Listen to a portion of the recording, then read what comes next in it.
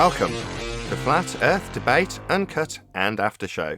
I'm your host Nathan Oakley, and if you are new to this channel, or you've not done so already, then be sure to subscribe, hit the bell notification icon and join button if you'd like to become a Nathan Oakley 1980 channel member and keep up to date with the Flat Earth Debate. If you would like to support the channel, there is a super chat that runs alongside each of these shows while they premiere, and there's also a PayPal, Patreon and crypto link in the info box below the video. Speaking of Patreon, I'm going to do a shout out to all of you who do support me on Patreon. So a massive shout out of thanks and appreciation to Melby Styles, Troy Shuker, Bose Nail, Joseph Pizarro, Samson, Maris, Mobile Max 777, Neo the One, Rob W, Open Minded, Reese Pound, Del West Watson, Mike, Muted, Dick Earth Skeptic, NA Literalist, Maria Neelands, Unbelievable Productions, Blue Ridge Ranger, Rob H, The Real Gabster, Windrider, Liam Nedrick, Abraham Mohammed, Naibai, Adrian Quintana, Skeptic936, Life is Short, Fireball X, TheFlatEarthChannel.com, Texas Mike, Edwin Johnson, Kirsten Smith, and David Wayne Foster. So another massive thank you to all of you for supporting me on Patreon. Also below this video there is a link to get £50 back for switching your UK electricity supplier to Octopus Energy. With that, I'm going to hand over to whoever is in Discord and G+, so you can enjoy their conversation while I set up for today's live show. Tumbra. Okay. Umbra, Penumbra, and Tumbra, I heard. Yeah. And then Rumpus came on that day and had that classic show for us. You're going to have to be... Well, I've just started, so you have to give me a bit more background. Fill me in. Okay, so remember the show that Rumpus came on and started saying, we don't know what we're talking about. And he started talking about how the light comes from the sun, and he addressed Umbra, Penumbra, and the Tumbra. And then we just took him to the woodshed real nice. Sure. At the end, he was begging for 10's help. Yes, 10th man. Yeah, but don't forget the beginning. You utter moron, 10th man. At the end, 10th, save me. The classic. Yes. I can't wait for the cut out of that one. Anyway, prior to that show, in the pre-show, like now, of that same day, I told you I wanted to talk to you about the Umbra, Penumbra, and the Tumbra. And so I'm ready to do that. I'm going to send you a first set of slides now, unless you have something else planned.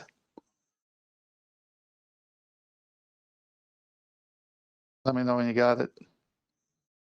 Oh, put him right to work, 10th. That's the way to do it. Yeah, just right at the beginning when I'm doing other things. It's okay. Well, go ahead. Just set up these 9 pictures, and then I'm going to put the next set because there are many pictures coming today. Okay, the first picture, the anatomy of shadow. Yeah. That the first picture? But just hang on one second. Hold on, 10. I just need to know which is the first picture. It's the one that is labeled. It shows the picture, and it's got a title, "The Anatomy of the Shadows." Yeah, that's what I've got as the first one. Okay, fine. Yeah. Okay, let me send the next set before I go, because they're gonna have to do it this way to keep it flowing for you. Okay, so we've got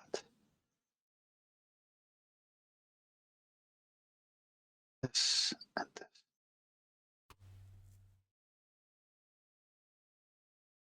Okay. I'll start as soon as.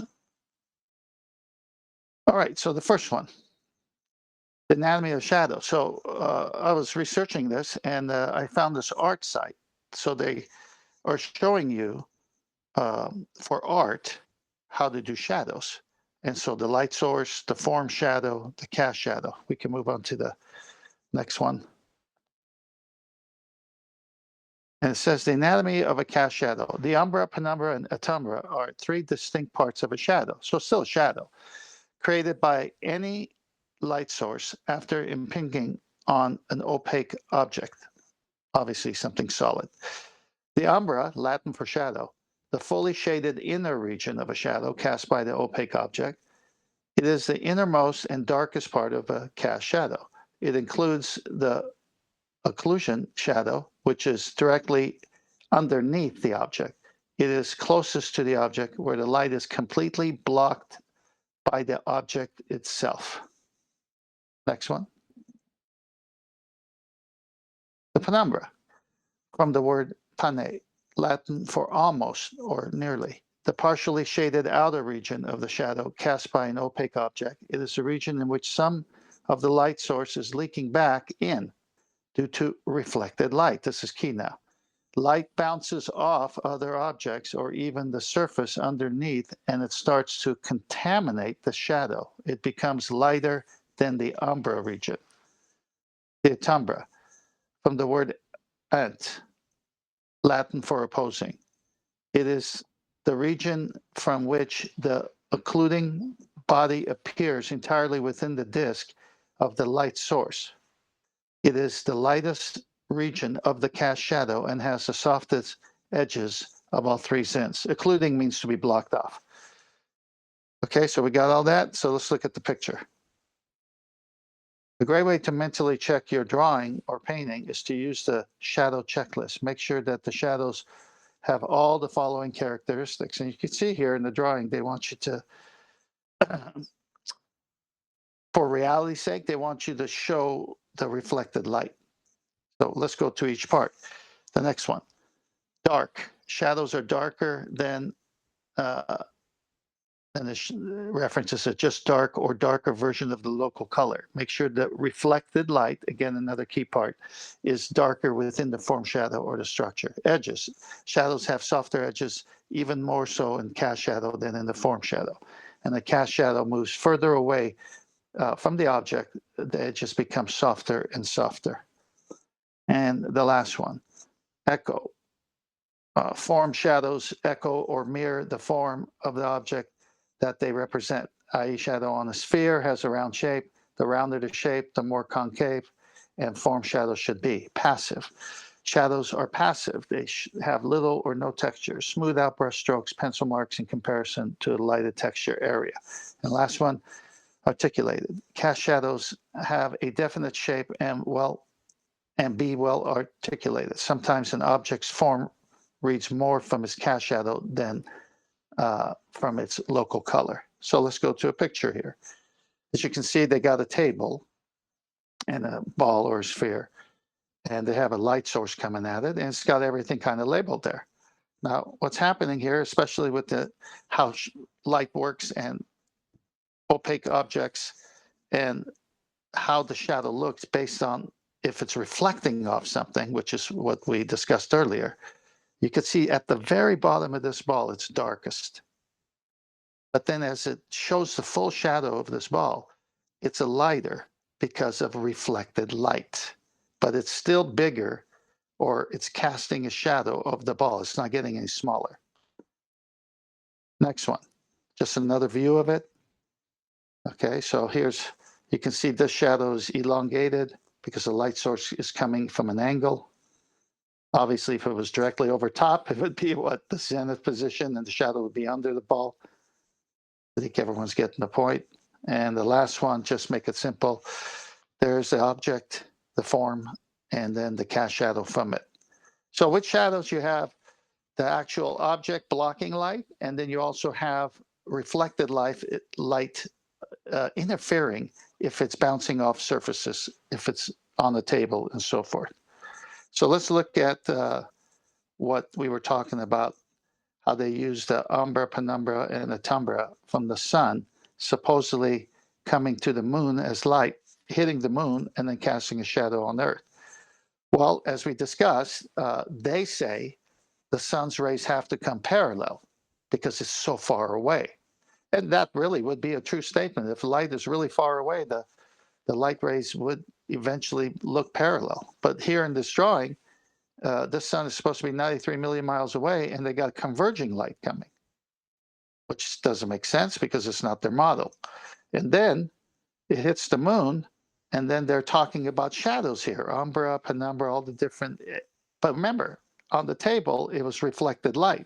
This is supposed to be a body in the middle of a vacuum of space. The moon's not sitting on a table to have any kind of reflected light.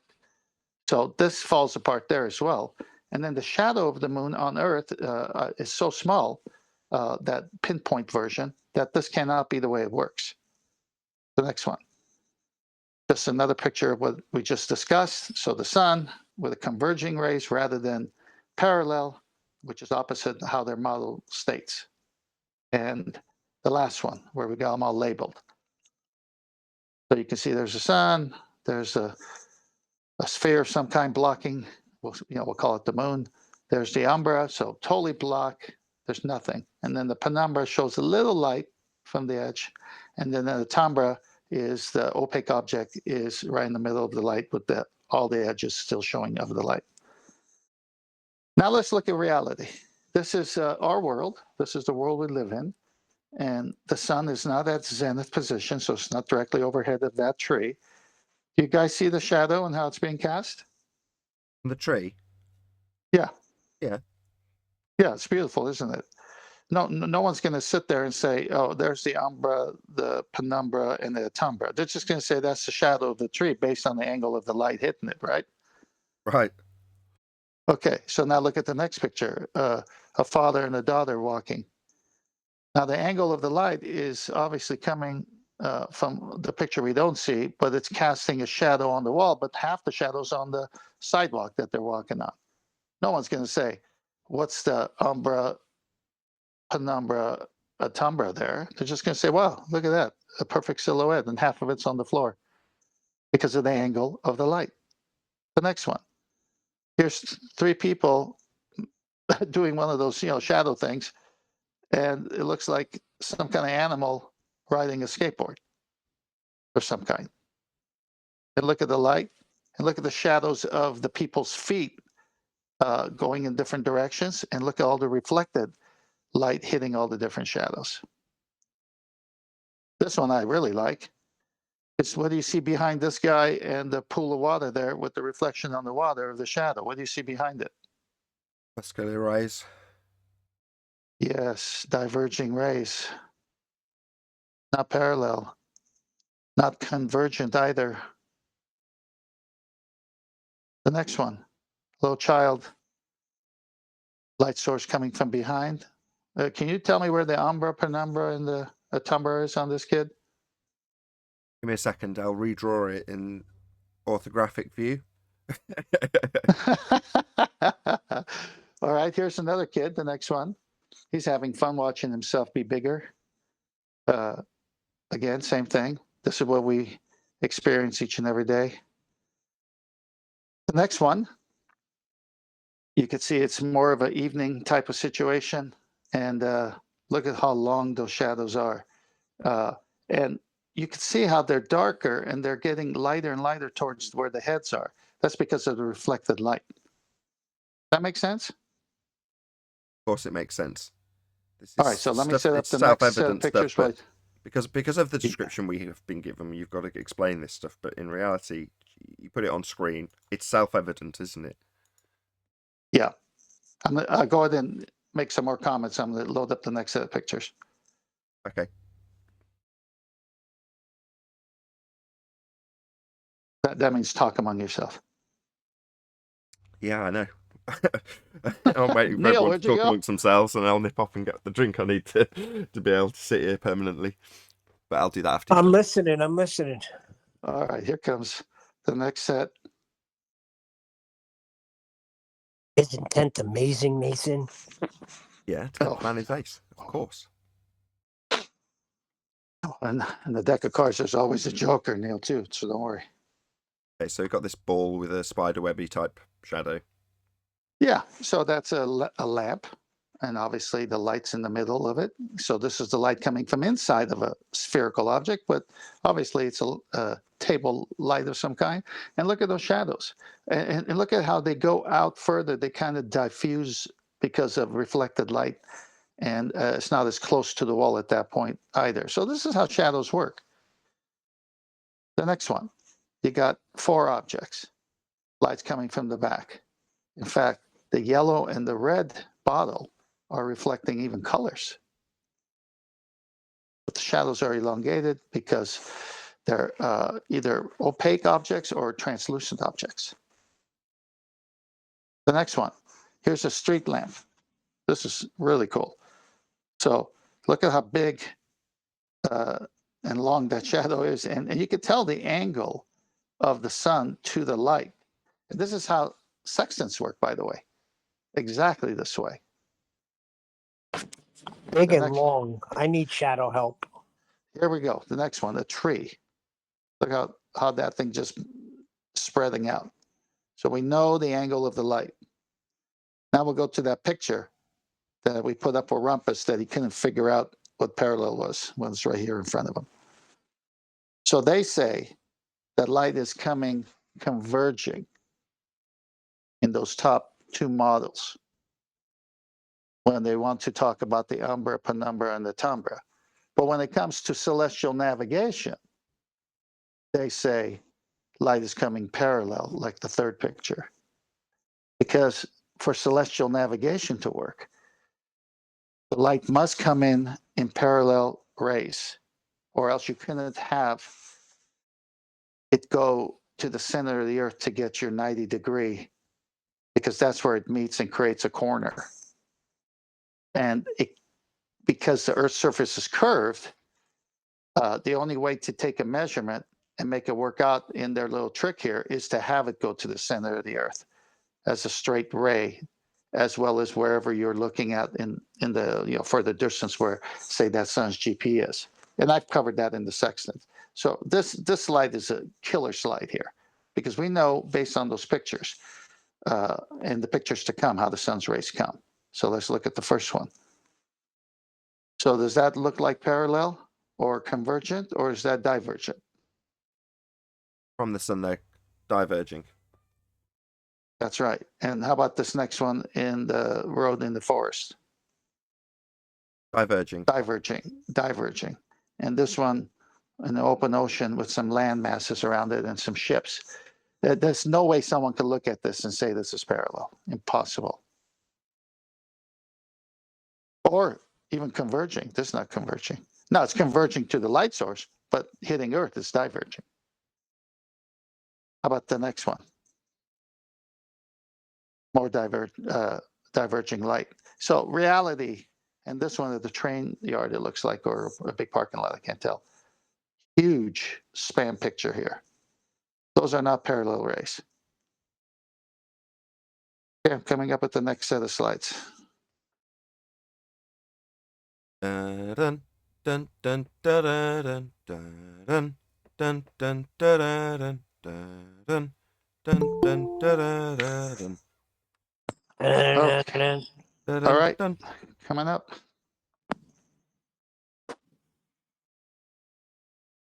Okay. Tell me when. Yeah. All right. So you see the light with the hanging ball? Yep. And the back frame. Look at all the shadows there.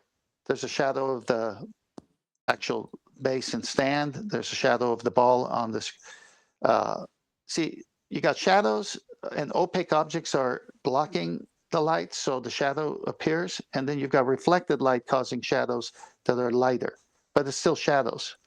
And look at behind the frame where the ball is shown. It's totally blocked off. There is a square there. Now go look at this drawing, how they want to tell you what an umbra penumbra should look like on the screen. Does that look like anything like the other one? When you blow up the other one, the first one I showed you, you just see the ball and the string blocking light on the screen in front of it. But when you look at this drawing where they're trying to tell you, hey, there's an umbra, there's a penumbra, but they're not really saying it's reflected light. They're trying to prove those converging rays and all that stuff. You don't see it in reality. Now, if you have a lot of reflection, you're going to see lighter edges and so forth. I'll be proving that with the next picture. Do you see this hallway? With a crisscross. Yeah. So look at, because of the openings and because of those walls and the gaps in between them, look at all the different designs you have of how, because we don't know how many light sources is coming from the other side, but you can see how the light's coming and all the different color shadows. Isn't that interesting? That's the reflected light.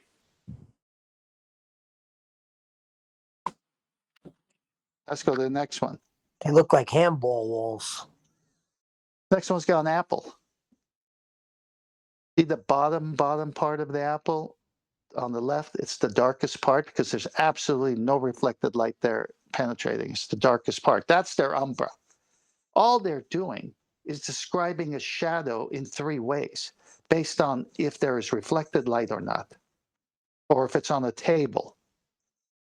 But the way they want to prove it is that there's this big sun 93 million miles away with a vacuum of space in between it, and then it hits a moon that's not sitting on the table, so it's an opaque object according to them, so it should be blocking that sun's rays, and they got it coming converging, and then they give it all these funny names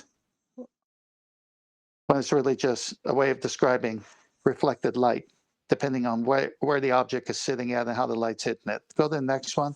It's a red apple again. See the shadow? Pretty simple. Next one is nice. It's got an apple on a table and some kind of plant or leaf as well. And look at the shadow cast back on the apple because there's no light there to reflect it, so it looks dark on the apple. It's just the situation and how light's hitting something and how reflection works if there's something to bounce off like a table or a wall. The next one is a green apple. You can see that closer to the apple, the shadow is a little darker. As you get out to the edge where the stem is showing, it's getting lighter because of what? Reflected light off a table and bouncing off of walls. Same thing on the next apple. And keep moving. You have a green apple with some water beating on it. You can even see the water beating in the shadows. Really cool. And then this last one. Are you on the last one where you see the louvers shading the apple?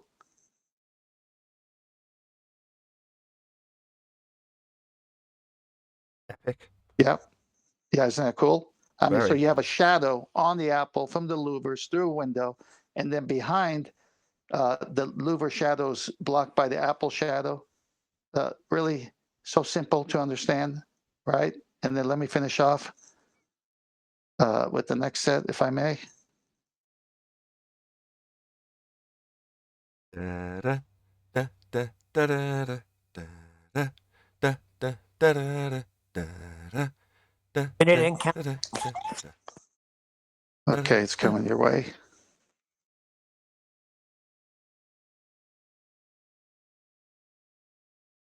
Let me know. Yeah. Okay, so here you got size of shadows. A large shadow when the toy is close to the light. Smaller shadow when the toy is further from the light. Tiny shadow when the toy is the long way from the light. So, we've all done this as kids, right? So again, it's just about how shadows work. And look how the light's coming at it. It doesn't look like it's converging, does it?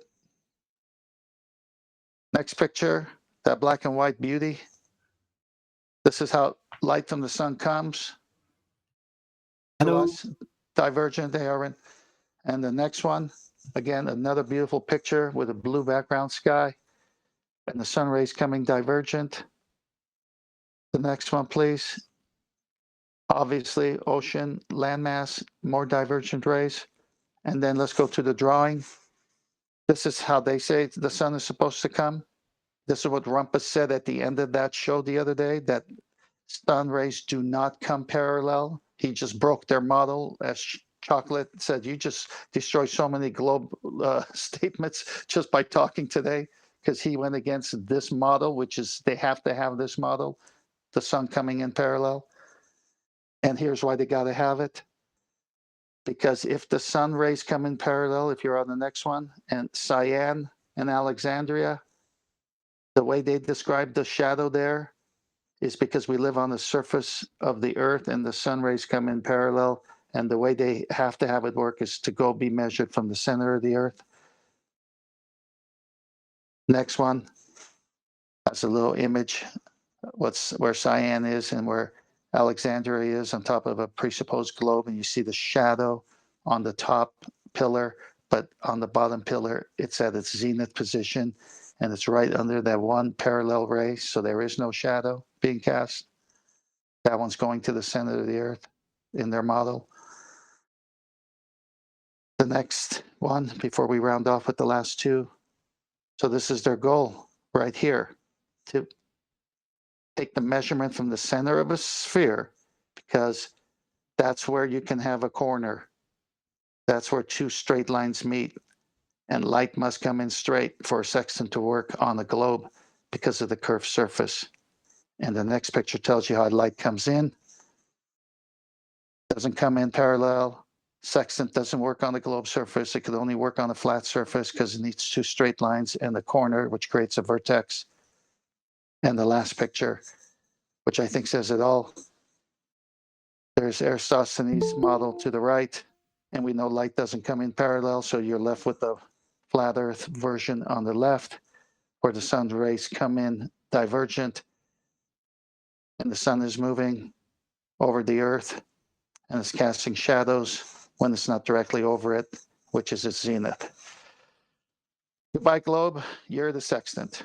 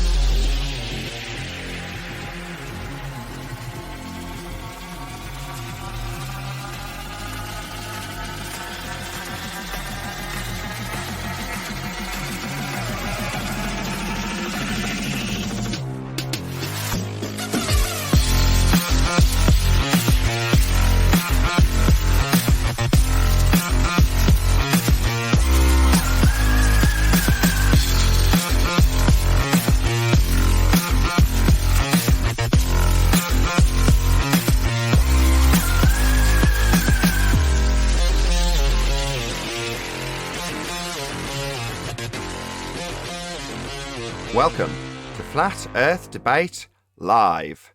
I'm your host Nathan Oakley, and if you are new to this channel, or you've not done so already, then be sure to subscribe, hit the bell notification icon and join button if you'd like to become a Nathan Oakley 1980 channel member and keep up to date with the Flat Earth Debate. If you would like to support the channel, there is a super chat that runs alongside each of these shows while they are live, and there's also a PayPal, Patreon and crypto link in the info box below the video. Also below this video there is a link to get £50 back for swapping your UK electricity supplier to Octopus Energy. Most importantly, if you'd like to join the discussion, simply mute the page you are currently watching, then click the link in the info box below this video to join the panel and express your views on the nature of Earth. If you do join, please don't swear. If you do, you'll be ejected, and if you are, please don't try to rejoin the stream using sock accounts. You'll be warmly welcome back on the next stream. Please also share the show on social media. Sharing the show obviously increases the live audience, but this in turn increases the chances of a more diverse panel, so please share the show on Facebook and Twitter. One last time, if you're new to the channel or you've not done so already, then be sure to subscribe, hit the bell notification icon and join button to keep up to date with the Flat Earth Debate. Now we are joined by 10th Man, Arwin, Chocolate Saying, Neil, the Adam Meakin, and a whole bunch of people in Discord. So welcome one and all. Hello, Friday. Hey, good morning. Happy Friday. Good afternoon. Afternoon, guys. Immediately a shout out to Keyword Friday. Julio Pabon, who says no to all the housekeeping questions. Good start. Thank you very much, Julio Pabon. Really appreciate the support. Also, Sleeping Warrior says, not like Nathan to be late. Well, we were doing a presentation with the 10th Man, so there's no point in rushing him or, getting it to be any less concise by fussing in with the live show that was about to start. So, yeah, check out the Uncut and After show. It'll be available to members at about 4 o'clock UK time. But yeah, if not, you'll have to wait till Saturday, I think it'll come out, but either way. Anyway, where were we? Any evidence of a physical geometric sphere edge horizon, formerly known as Earth curvature? Nonsense. Only in May. Only in math? Any evidence of it in reality? The physical sphere edge that they used to say blocks boats and buildings and give us a very specific feet and inches value of how much that physical horizon was blocking things by? Yes, it's over there where you don't see the horizon, but where it's supposed to be. It's where it's supposed to be. but you just can't see it. That's right. I It's not see. a horizon. And exactly, it's not a horizon then. We've missed No, you, it's chocolate. just an invisible horizon. Yeah. That would because you have be to then see it, not a the horizon. horizon, since horizon is defined as visible, apparent. So Yeah, if you can't see it, you don't have a horizon. Yeah, but this one is. Oh wait, what's the opposite of apparent? Actual, right? Actual. Right. So this That's is not the not an opposite. apparent horizon; it's an actual horizon, which means in opposition to apparent, you don't see it, but it's there because it But has. if it's defined as apparent, how could it be actual? Because you actually can't see it. We do have some evidence testing the claims of the horizon.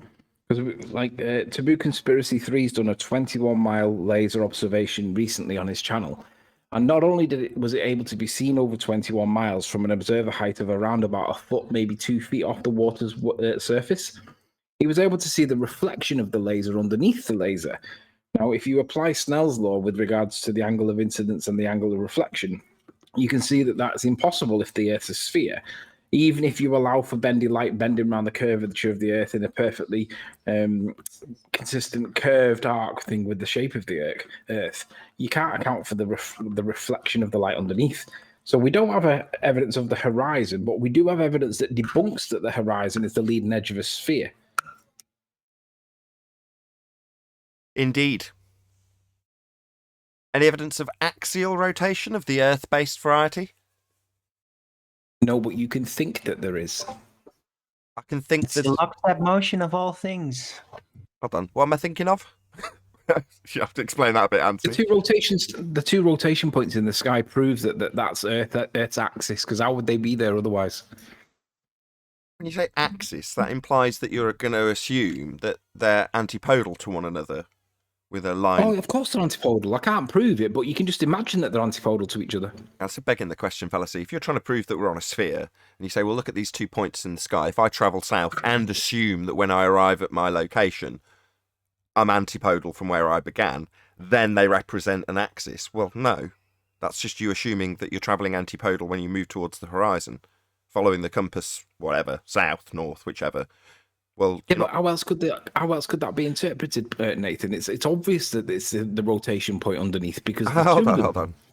I travel says in the a same southward thing. direction, and I look up at the stars, and then I keep going south and look up at the stars. At no point does anything along that journey imply that I've travelled antipodal from where I began and I'm suddenly hanging off the bottom of something. That's nonsense. That's your outrageous claim that you need to prove, not just assume that it's the case and ask me to justify how else it could possibly work with an exasperated tone. All three observers in the southern hemisphere, when looking south, we all see the same stars. Hemisphere. Earth proven. Yeah, you're assuming your outcome. You're saying, if I'm in the southern hemisphere, so what, if I assume that those people are at the bottom of a sphere? Well, that's you assuming your outcome again. Yeah, but they would point in all other directions if the Earth was flat, Nathan.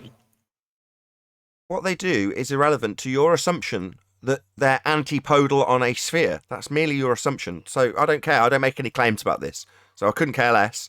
However, your assumption that you're travelling antipodal when you move south is preposterous and outrageous. An outrageous claim you need to prove as opposed to assume by saying, well, if I travel to the southern hemisphere, assuming you're travelling antipodal, then I'll observe blah, blah, blah, blah, blah, therefore Earth's a sphere. No. But would you agree, though, that if two observers, when looking south in the southern hemisphere, that I assume, No. there's no other explanation on a flat plane because they would be looking in the same direction, right? No. I don't care how it works on a flat plane, right? That, number one, I'm not going to start getting into you challenging me to show how it worked from those different continental points, because I make no claims about it. However, for the second, maybe third time, hemisphere begs the question, right? Do you say, well, how else? No, I don't care. I'm not interested in your false dichotomy, nor do I make any claims about the observation of the stars from these particular continental locations. Now, you do on a sphere if you say hemisphere. And I'm not interested in begging the question. Just not interested, I'm afraid. Assuming antipodal positioning when I travel south is just not something I'm going to do. It's preposterous. It's outrageous. It's a claim you need to prove rather than assume. Yeah, my son says the same thing, and he says because you can't answer it. because it can't happen on a flat Earth. He really drives me nuts with that 2 points in the sky. But Nathan, we've got a model that predicts it, and therefore it's right. Oh God. Sleeping. Did you trade places with Arwen today? What's going I'm on, just man? bored. To be honest with you, I'm trying to demonstrate how you get round how weaselly the blurthers are and how you get round it point by point when they try and be weaselly. The difference is when blurthers really do it, they don't accept they're being weaselly. They think that they've got all the answers, but they're just making like the guy that we were just talking to in 24/7. No, Like but how Weasley he was. Sleeping Warriors Light, because my son says the same thing. He says you just can't answer it. Interesting. Somebody pointed out they couldn't chat unless they were a member yesterday, and I assumed that it was set to public chant, and it wasn't. So I think I've corrected that now. If you do want to chat and you're a member of the public, you can actually chat in the chat now. Obviously, it wasn't the case yesterday, although I thought it was. I was obviously mistaken. Is that why you called it public chant instead of public chat? Public chant, yeah. Can we interject something here about the black swan and the necessity of a hemisphere depends on the radius value of 3959 and Earth curvature being physical, and that has been debunked. So That's what correct. is this hemisphere begging the question stuff? But you still have 2 points in the sky, my son will say. Yeah, Well, that's nice. Can't we address that with we can confirm the northern point and say, yeah, that's there. How do we confirm that this rotation, this supposed southerly rotating point, is the claimed rotational point of a ball, which is supposedly south, when you're not able to define the south? But I'm not, again, the same principle applies. You could, if you chose to, get into the wrangle-dangle of what they claim the south is, where it is, on the bottom of a ball, and therefore what they assume the stars do. Now, I've seen the stars rotate in the south, right? Now, if you're going to say, oh, there's no actual point like the Northern Star, well, okay, I'll still accept that they do actually do what they do in the south, but it's above me. Yeah, so to assume that when I get there, it's actually below, literally, the thing I'm looking up at is below where I started, is always going to be the same argument, right? Now, 10th Man's added cream to the top of this pudding by saying, even if we do assume it, we've debunked the premise it's based on. Now, the black swan equally applies to all of these begging the question fallacies. So I can, or do, say, well, orbits is a begging the question fallacy. Don't say, if Earth's a sphere at the centre of this solar system, then blah, blah, blah. You're just assuming the thing you're trying to prove. However, I can take that one step further like 10th Man's done and say the entire model is based on R. And that's been debunked. The entire model is based on Earth having a physical spherical surface with a physical spherical obstruction that gives you the R value in the first instance, I might add. So that's been debunked. End of all presuppositional orbits, all presuppositional, what are we talking about now? Eclipses? I've lost track of what we're actually talking about now. Anthony was fighting hard. I've already forgotten. Well, I agree with Nicotine. Now, there's nothing wrong. I just thought we were having a little bit of fun teasing it higher up, allowing a little bit of supposition, but still destroying it that actually the proof isn't. Yeah, that's what we were doing, yeah. No, I don't allow that. You can chop them up quickly. No, well, you might be, but I don't allow that here. Nathan wasn't having fun with that. No, I don't allow that. His Why? blood pressure started to rise. You just give them ideas. Guys, can I share a quick story? You can, but I just want to make my point because you're all chuckling at it, like demeaning it like it's not important. Well, the monster will come out. Don't beg the question here. See, that stunned them all to silence, didn't it, audience? No chuckling now, huh? No. Yeah, you don't beg the question. But please let us beg the question. There's an exception. The only one that gets a pat on the head is 10th Man. Because you're allowed to beg the question when you point out that A, it's begging the question, and then even if you beg the question, it's debunked by the Black Swan. That'll get you a tap on the head. Kudos, 10th Man. So let me share this, guys. I'll be as brief as I can to be concise. Watching a movie, the other night with the missus, and literally it was we all know what the Stockholm syndrome is. It's where your captor kidnaps you and then you start to feel feelings for that captor over time. So that would be like education. If you spent time, money and effort getting into, I don't know, physics or whatever, you can imagine how you don't want to form, like you don't want to realize that physics isn't actually on your side if you think you're on a sphere. So Stockholm syndrome is often used as a way to describe how blurters don't want to stand against their own religion, because the reality is like Stockholm syndrome is the comforting lie. Does anybody know what folie à deux is? Yeah, Folie à two deux. people involved in the same fantasy at the same time. Right, that's, yeah, two people involved. Right, so the film was basically about a child that had gone missing, that never existed. The child was actually dead, but the two parents were living the delusion that the child was still with them and gone missing, even though the child was dead some time ago in an accident. But they were living this delusion, and they had the police looking for this child and all that. And in the end, the plot twist was that the child never even existed in the first place. They were both suffering from folie à deux. That's what happens when blurters come in. Once they realize that their education is being challenged and Stockholm syndrome takes over that education aspect, when another blurter comes in to hold, I always say it's holding each other's willy, but actually I realized that the correct phraseology is folie à deux. They both live in the same delusion together as though it's a reality. That's what they're all suffering with, folie à deux. It's a brilliant phrase. What was the name of the movie? I think it was called Kidnapped. I'll check it on it's on Netflix at the minute. I'll check it and come back to you in 2 minutes. It's often used as a criminal term. Folie à deux. Yeah, it's a criminal term that will be described when you have multiple assailants doing the same thing at the same time because they suffer the same delusion.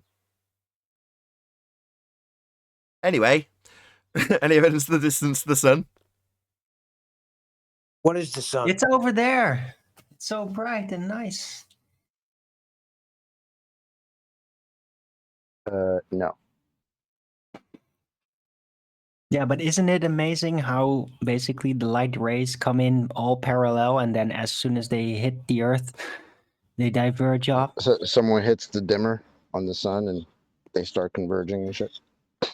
Yeah, Depending on which argument you want, and then you can pick and No. choose, like multiple choice. You just don't understand. Sorry, but Oh, I you, just don't understand. Yes.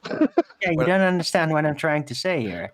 Can't say it. Like the sun is very far away, it comes all parallel, and then as soon as it reaches the Earth and starts to enter the atmosphere at basically moon distance, because the moon is in the Earth's atmosphere, that's when it starts to suddenly diverge. Yeah, I do understand. That's why I said at that point, somebody hits the dimmer, and then the light rays that were parallel are now converging. And that's how we see it like that. Yes. The name of the film was called I got Hijacked. Arwin, that was brilliant. I got it, hijacked. Sneak I don't know that bit of why moral Rumpus was rhetoric going of back and forth. atmosphere in there with the nobody challenged it. Well done. Because I wanted to speak to Chocolate's point, but I'm waiting for Arwen to simmer down. Yeah, I was just wondering, like, why did Rumpus basically not utilize my argument and started just outright double speaking, claiming two different things instead of actually giving it some shape? No, what he Like did was the usual Rumpus trick. So he disclaims the problem openly. Well, you pick which one.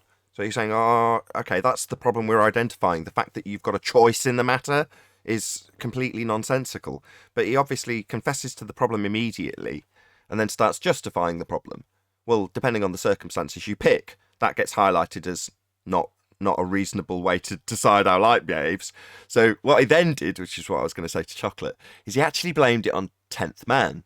So what Rumpus did was said, no, he's picking which circumstances we discuss. And obviously the diagram that's appropriate will be the one that we'll use in that circumstance. But it's him. He's the one picking. Right? Yeah. Calls you a moron, then cries for your help. Couldn't turn off public. I can't turn it onto public. I don't know how to do it. Maybe if you schedule a show, you can change it. But I'm struggling to turn on public chat. So I've had to change the title to not public chant. Because it's members only. But there we go. I can't figure out how to turn it off, which is annoying as I've tried 2 or 3 times. Just click the off button and then save and you'd think it would work, but obviously not. So my apologies for anyone who was hoping to chant publicly. You can't. Members only. I got something, by the way, concerning the distance of the sun. I just realized it's pretty weird, you know. If the sun rays would come in parallel, up until the atmosphere, then how could you ever use any of it to basically determine the distance other than pathway derived calculations of orbits through the planets and the sun? It's going to be very difficult because it's always, look, when light is parallel, it always kind of looks the same distance because it's all parallel coming towards you. So, right? Same orbits we can't account for in the 3D world. Right. No, I'm just saying that the only thing you get to go by then is just the Venus size processing and all that, and then just cross-referencing it with the orbital mechanics of all the planets in the solar system. Sorry, you can't have orbital mechanics without a radius. Orbit. Who said that? The yes, whole yes, whoever said that. Yes, correct. Do you want to just repeat that? Was it Elijah said that. Give him my goddamn credit. Yeah, yeah. Can you repeat it, please? No, no. Can you repeat I it? said that. I said that you can't have orbital mechanics without a radius. That's correct. Yeah, we were Hey, Look at going that through diagram crap. from the book. They talk Something about a parallax, radius, right? They have although to orbits do presuppose have orbit radii. to Hold do on, that. I had a topic I want to talk about. Go ahead, Crack Villain. Sorry, Arwen. Well, look at I've posted it in the live stream in Discord. It's basically, it talks about parallax, right? So they're talking about a nearby star in relation to the orbit around the sun as the center of our solar system. Well, they have to presuppose sphericity of the Earth. They have to presuppose orbit. They have to presuppose axial rotation, curvature. Then they have to presuppose that you can even measure parallax using this system, right, behind an object in the frame of reference of the stars, behind the nearby star, in conjunction to those things they presupposed and reified all those different things in a row. What a clusterfuck. Yeah, it's such a pile of nonsense, all assumed and all debunked. As you were listing them off, I think, yeah, that's debunked, that's debunked, that's debunked. All debunked. I just posted it in. I had some Entropy, ballers if you wanna arguing see the it. other day that you can measure the distance to the sun using radio waves, radar. If you And say this so. is what this is referring to. Yeah. Shall I read it? If If you you want, hold if you your like. finger in front of you and look at it. Oh, sorry, I'm receiving a call. It's Nice. okay. We'll rattle our way through housekeeping. We might come back to it because I think Anthony will probably have something to add in terms of measuring distance to celestial objects with radar. Oh, go on. Whoever that is. I'm back. We I had a question. Or somebody else talking? Go ahead, Owen. Yeah, I had a question about the orbital mechanics. Damn it, I lost it. Never mind. I'll get back when What's I an orbit? all right, but let me You can't have it without R. Oh, right. I remember again. Like, orbital mechanics are originally kind of based on Newtonian mechanics, right? Not that he claimed the hypothesis, but it's based on those mechanics sets, right? Orbital mechanics. Right? Newtonian principles. Oh, you got Kepler. But carry on. What's your point? Well, I was just thinking that orbital mechanics doesn't apply to Mercury, if that were the case. So what is Mercury doing then, if not abiding by orbital mechanics, which is based on Newtonian, right? Not in a Was bloody refused orbit. to us. Well, that's the answer, isn't it? It's not in an orbit. It moves across the sky in the same basic path as the sun and the moon. They're all moving in sync. There's no parallax with any of them. So the presupposition that we're falling around that light is absolutely outrageous. And the assumption that everything else is in an orbital motion also is outrageous. The fact that bits of it don't work when they try and mathematically calculate it in that manner doesn't surprise me.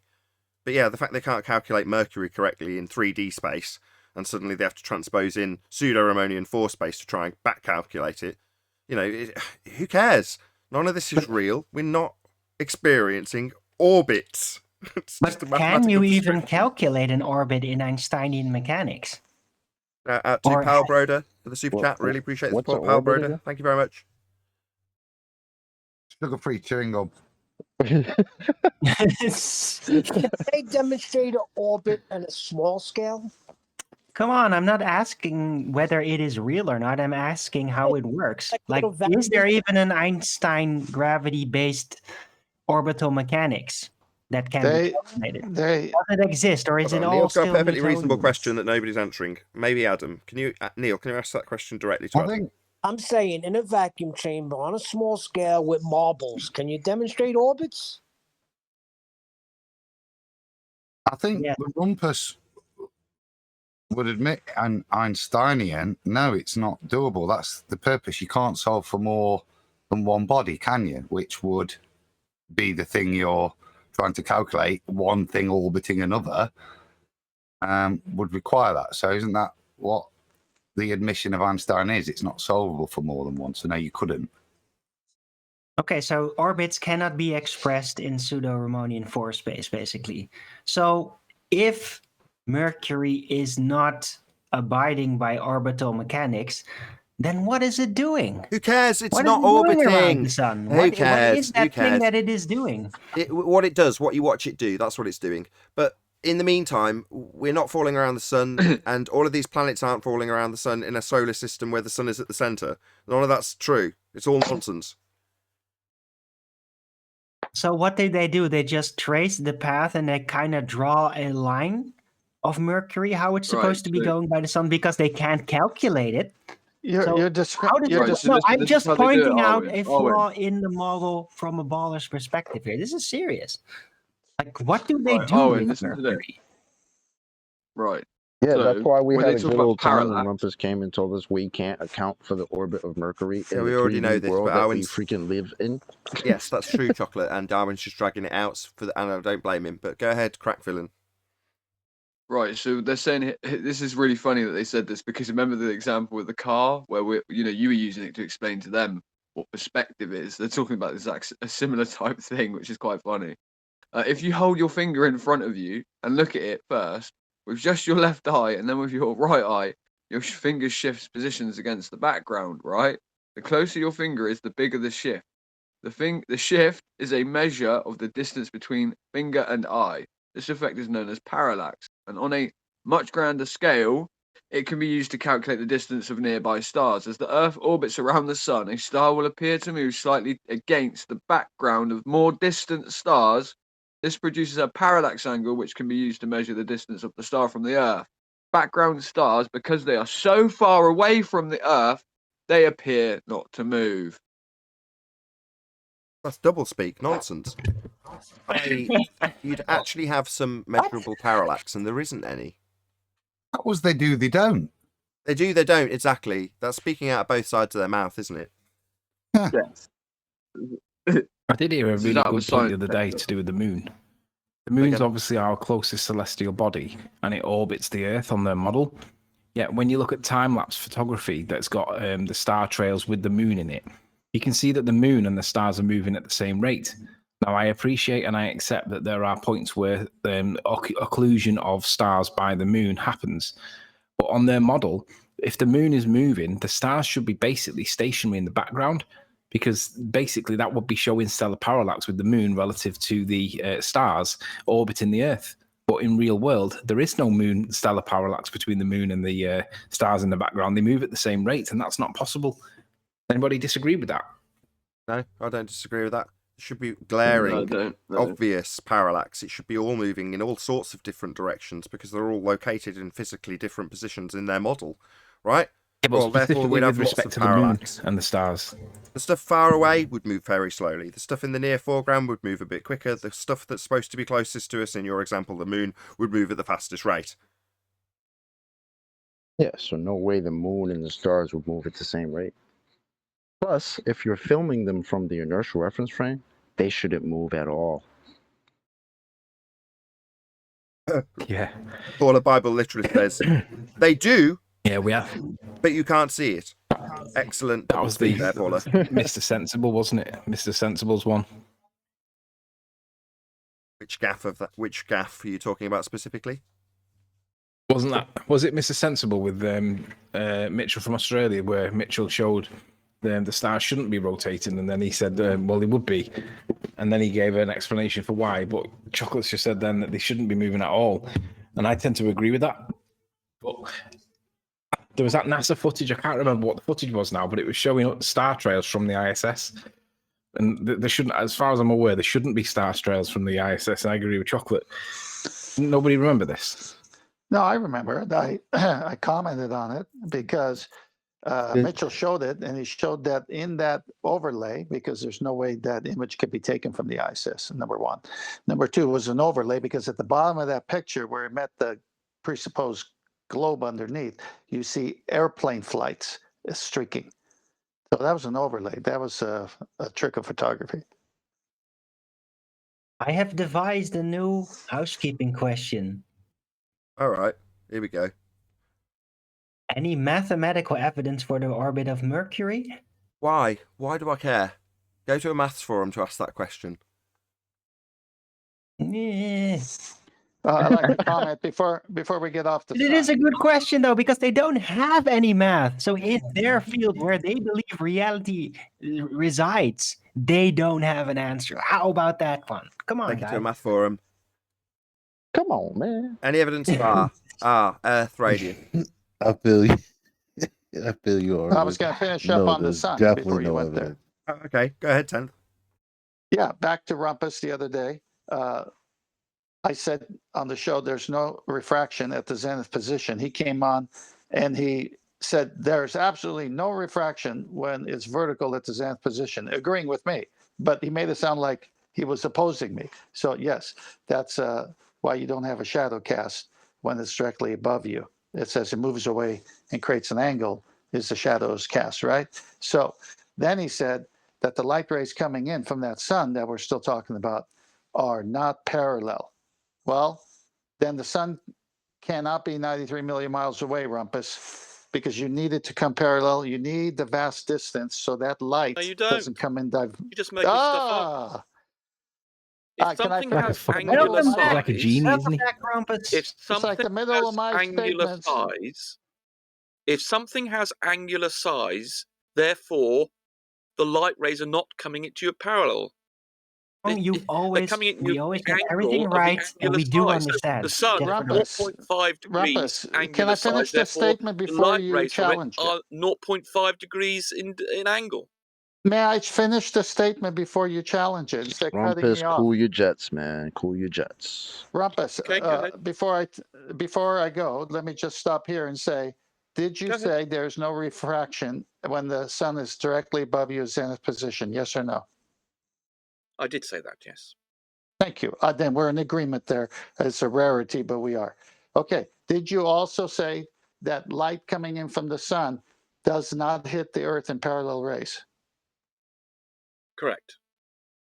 Thank you. Welcome to Flat Earth. He's all yours, boys. You've just confirmed the global Earth. Really? You know how many arguments, globe arguments you just debunked by saying the sun rays aren't parallel? I haven't debunked any. What global argument have I debunked by telling you that What the you rays, mean? the rays from the Isn't sun? that the assumption that the rays who's come in echoing? parallel? Someone's echoing. What do you The think? We rays just from the started this sun like have 2 days ago. From one side of the other. There are some parallel rays from the sun, but there are also rays from the sun from each edge. Oh, now for there's instance, some. are separated by 0.5 degrees. Rumpus, you know, with the umbra and penumbra, if the umbra or penumbra is receiving light, then it can't be a shadow, right? Because it's receiving light. Well, if I was allowed to draw you a diagram, or there was one actually, was it 10th Man was showing one the other time, shows you how in the umbra there is no light reaching it from the sun, but in the penumbra different amounts are. So if you're near the umbra in the penumbra, so if you're right close to the umbra, then you'll only be able to see a little bit of the sun. But as you get further and further out into the penumbra, you'll see more and more of the sun. Just like if you hold a ping pong ball in front of your face, and then the object behind it, if you move your head to the left or to the right, you'll be able to see more or less of the object behind it, depending on how much it's obscuring your view. So it's the same is true of any penumbra, and this because it has But if the sun rays are coming into the Earth parallel because from the sun, is that right? I missed the That start sun of your rays are coming in sentence because you parallel. started it in the middle of mine. I didn't hear the start of your sentence because you interrupted me. Can you just confirm? Are the sun rays coming in parallel or not? No, they're not parallel. They're close to parallel, but they're not parallel. That's why it has an angular size, 0.5 degrees. So at 93 million miles, and the size they tell us that it is, our whole horizon in 180 degrees should be basically parallel light. correct? What? If you're The looking size at, of you're the looking at sun the horizon, at then, 93 million so you're miles talking about away the horizon now. dwarfs the Earth Talking on about your the model, horizon now. correct? Saying, Sorry, you're if talking it's about the only horizon now. I 0.5 missed- degrees off parallel, then what we would see in a picture would have parallel light coming in. Yeah, across the whole horizon, not just from a local light source. It would be the whole horizon.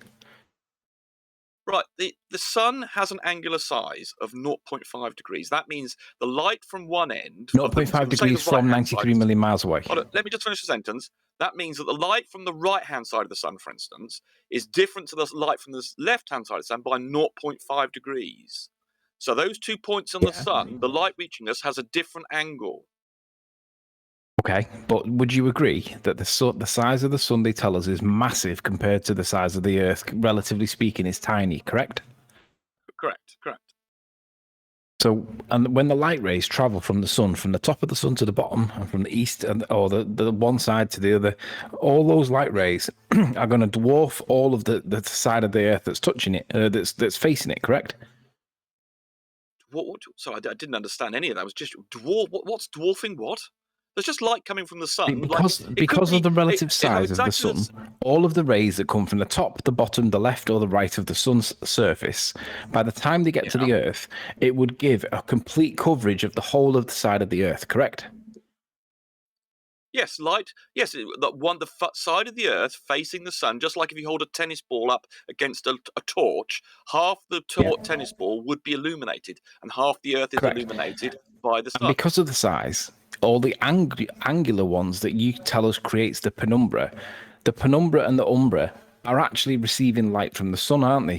They're not in the shade because they're receiving angled light from the sun, according to you, right? Hold on, the definition is the umbra. Hold on, the definition of the umbra is there's no light, so it's like being in an eclipse. If you put in a full lunar eclipse, solar eclipse, sorry, there's no the umbra, which is where you have a complete solar eclipse. There is no light coming directly from the. Obviously, it gets bounced off the atmosphere, so there's a sort of little bit of indirect light. But fundamentally, there is no direct light from the sun to a point that's being subjected to a solar eclipse. I understand. Do you have any evidence that shows the umbra and penumbra from anywhere credible? The moon is also the moon is also 0.5 degrees angular size. So that means it can completely, most of the time, sometimes it varies in size slightly, but fundamentally it's the same size as the sun. So obviously if it gets in front, they're both the same angular size, even though the sun is 400 times further away. No, it isn't. They have the same angular size. That's your assumption. So you are in the umbra. No, it isn't. In your model, it is. In reality, you have no idea. It is. I was going to say, in reality, Rumpus, we should be able to demonstrate that. Radar beams off it. Do you know, or do you have any evidence for? Hold on, Anthony. Rumpus is claiming they bounce radio waves off it to know the distance. So when you get a chance, hold on, we know hold on. know absolutely exactly how far away the sun is, to the meter. How did they do it? Really? How did they do it with radar? With radio waves? Did you say? How did they do it? Yeah, effectively radio rate. It's like similar principle with radar, but it's using radio waves. You bounce them off the sun, you get a reflection back, and say, "Oh, how long did that take?" And therefore, you know how far it is away. And of course, That's we've also bullshit, Mr. Bro. Not 5. The complete moron has turned up. Not 0.5, right? Not 0.5 from angular size. What does angular size mean?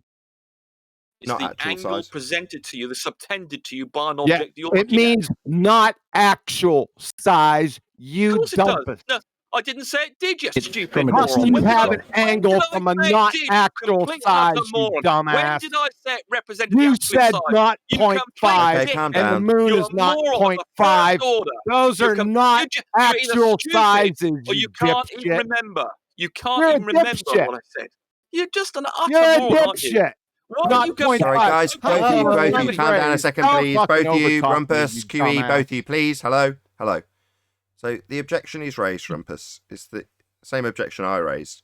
That you're extrapolating out actual distances from not actual sizes, and you've just launched into a load of ad homs. No, I'm not. Yes, you are. Listen, try listening carefully. Listen, I don't need to listen to you. Listen, You're moron. a fucking moron. Listen, moron.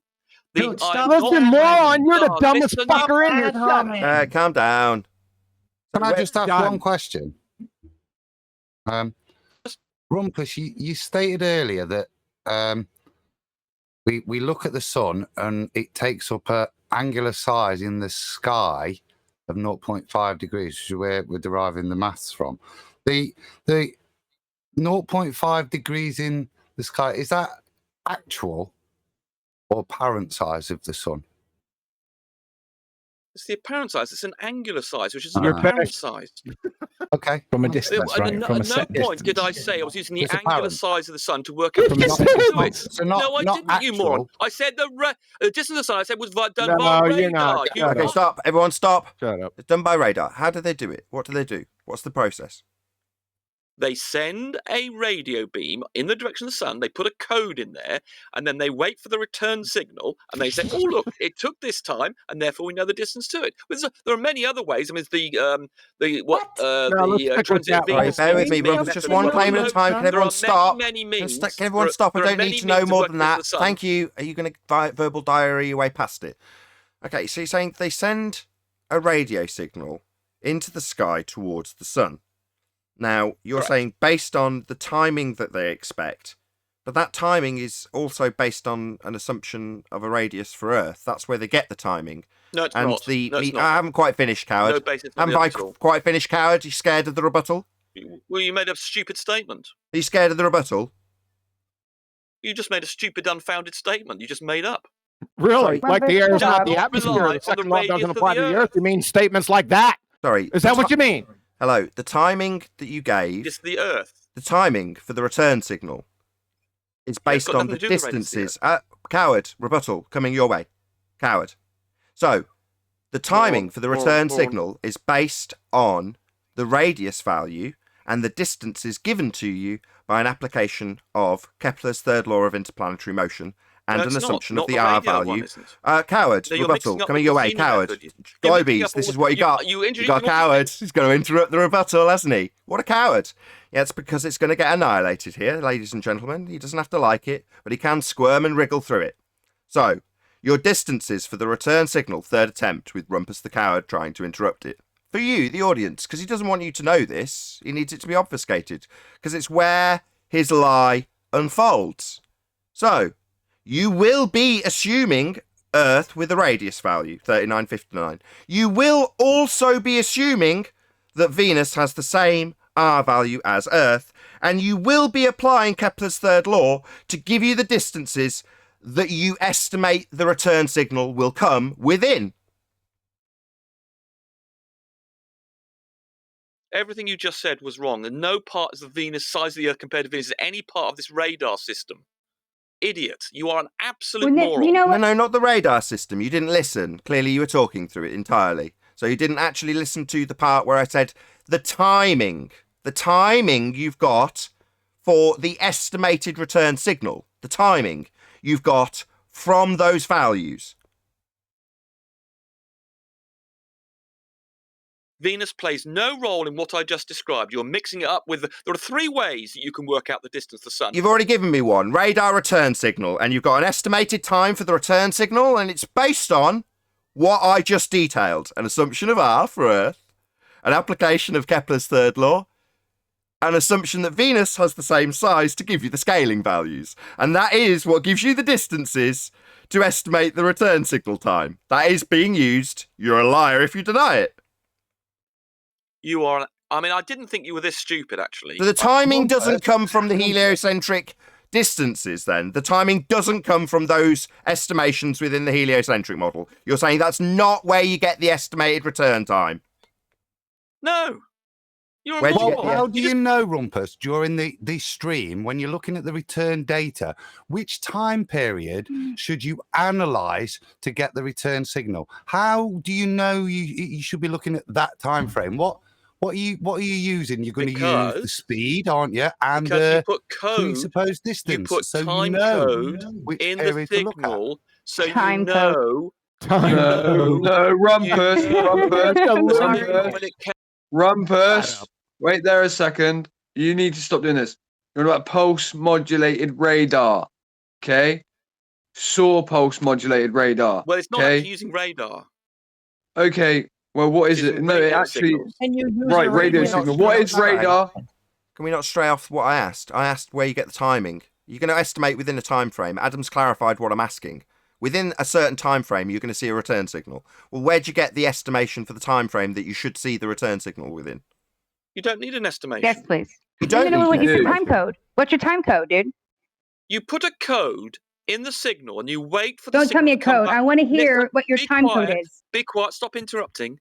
So you send off a code in your signal, and when you get that same code back, you know that it's the return of the one you sent. You then take the time between sending it and receiving it, and then that gives you the distance to the thing that bounced off. Really? And that's the sun. My God. Really? The speed of light?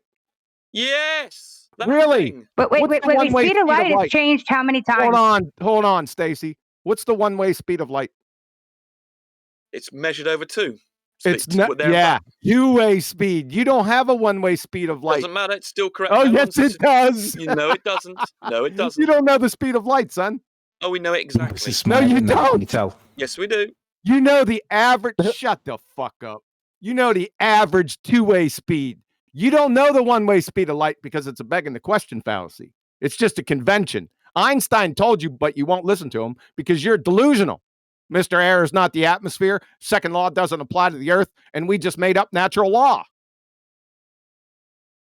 And guess what? It goes to the sun and back. Yeah. So therefore it does do the It goes to two-way, you sun. How does moron. it get to the sun? What medium does it go through? The space. Space is what? Space is vacuum, nearly. Oh, it's a vacuum. Second law Yep. of thermodynamics violation. No, it's not. Not at all. You've got this is such a train wreck. You're so delusional. The need fact to be you deny gravity. institutionalized. How do you have gas pressure without a stupid. container? By denying gravity, you How are do you have a beyond gas stupid. pressure Hold without on, a let's If we stop, had stop. This is going gravity, too it quickly. would Stop, never stop, stop, friggin' stop. rain. Hello? So you said, how do you have gas pressure without a container? Rumpus's reply was gravity. Yep. Gravity, yeah. If we had gravity, What's gravity? then it would never friggin' gravity? rain. Yes, it would. What's gravity? No, it Rumpus? wouldn't. Hold on, if I was to throw a ball up- hold on. Guys, If I hello. throw a ball up in the air- Hello. If I throw a ball up in the air, it goes up to a height. That wasn't and the it comes rebuttal. back, just like gas Rumpus, you're not molecules. listening to the Gas rebuttal. molecules aren't Guys, solid, hello. Can I get dumbass. control again? They QE are and Rumpus, the please. molecule of it. QE and Rumpus, please. The rebuttal you've received, Rumpus, is if gravity, a downward vector 9.8 meters per second, we wouldn't have gas going up to the sky to form clouds. That's what you you've would. had. Rumpus, that's what he's rebutted you with in terms of your claim of gravity. Right, and I'm going to answer him. If I throw a ball up into the air, False equivalence di- fallacy. listen. If I No, throw we're It's a false equivalence fallacy, that's correct. So he's talking about something that has bonds. That would be a solid, a ball. yeah, and the gas molecule. Yeah, so you're as thick as Thunderfoot Clown. Gases aren't bonded. They are not the same as solids. Gases expand in all directions. You're thick. Are you as stupid as PhD Thunderfoot? Gases are solids now. Thank you. Are you as stupid as Thunderfoot Clown? They are made of solid entities called atoms, you moron. Gases are solids. Sorry, and these No, they're atoms. made of Hold on, solid let's get clarity. entities, but there's Let's not a see if he's space around them. stupid. Let's They see if are he's as dumb solid. as The Thunderfoot. If he can atoms are tolerate it, or solid. will he just filibuster the atoms entire are time? solid. I'd like a few The moments with atoms- Rumpus. Let me finish my sentence then. Suck on my balls. You're getting teabagged again, Rumpus. We're going to find out comparatively if you're as thick as Thunderfoot.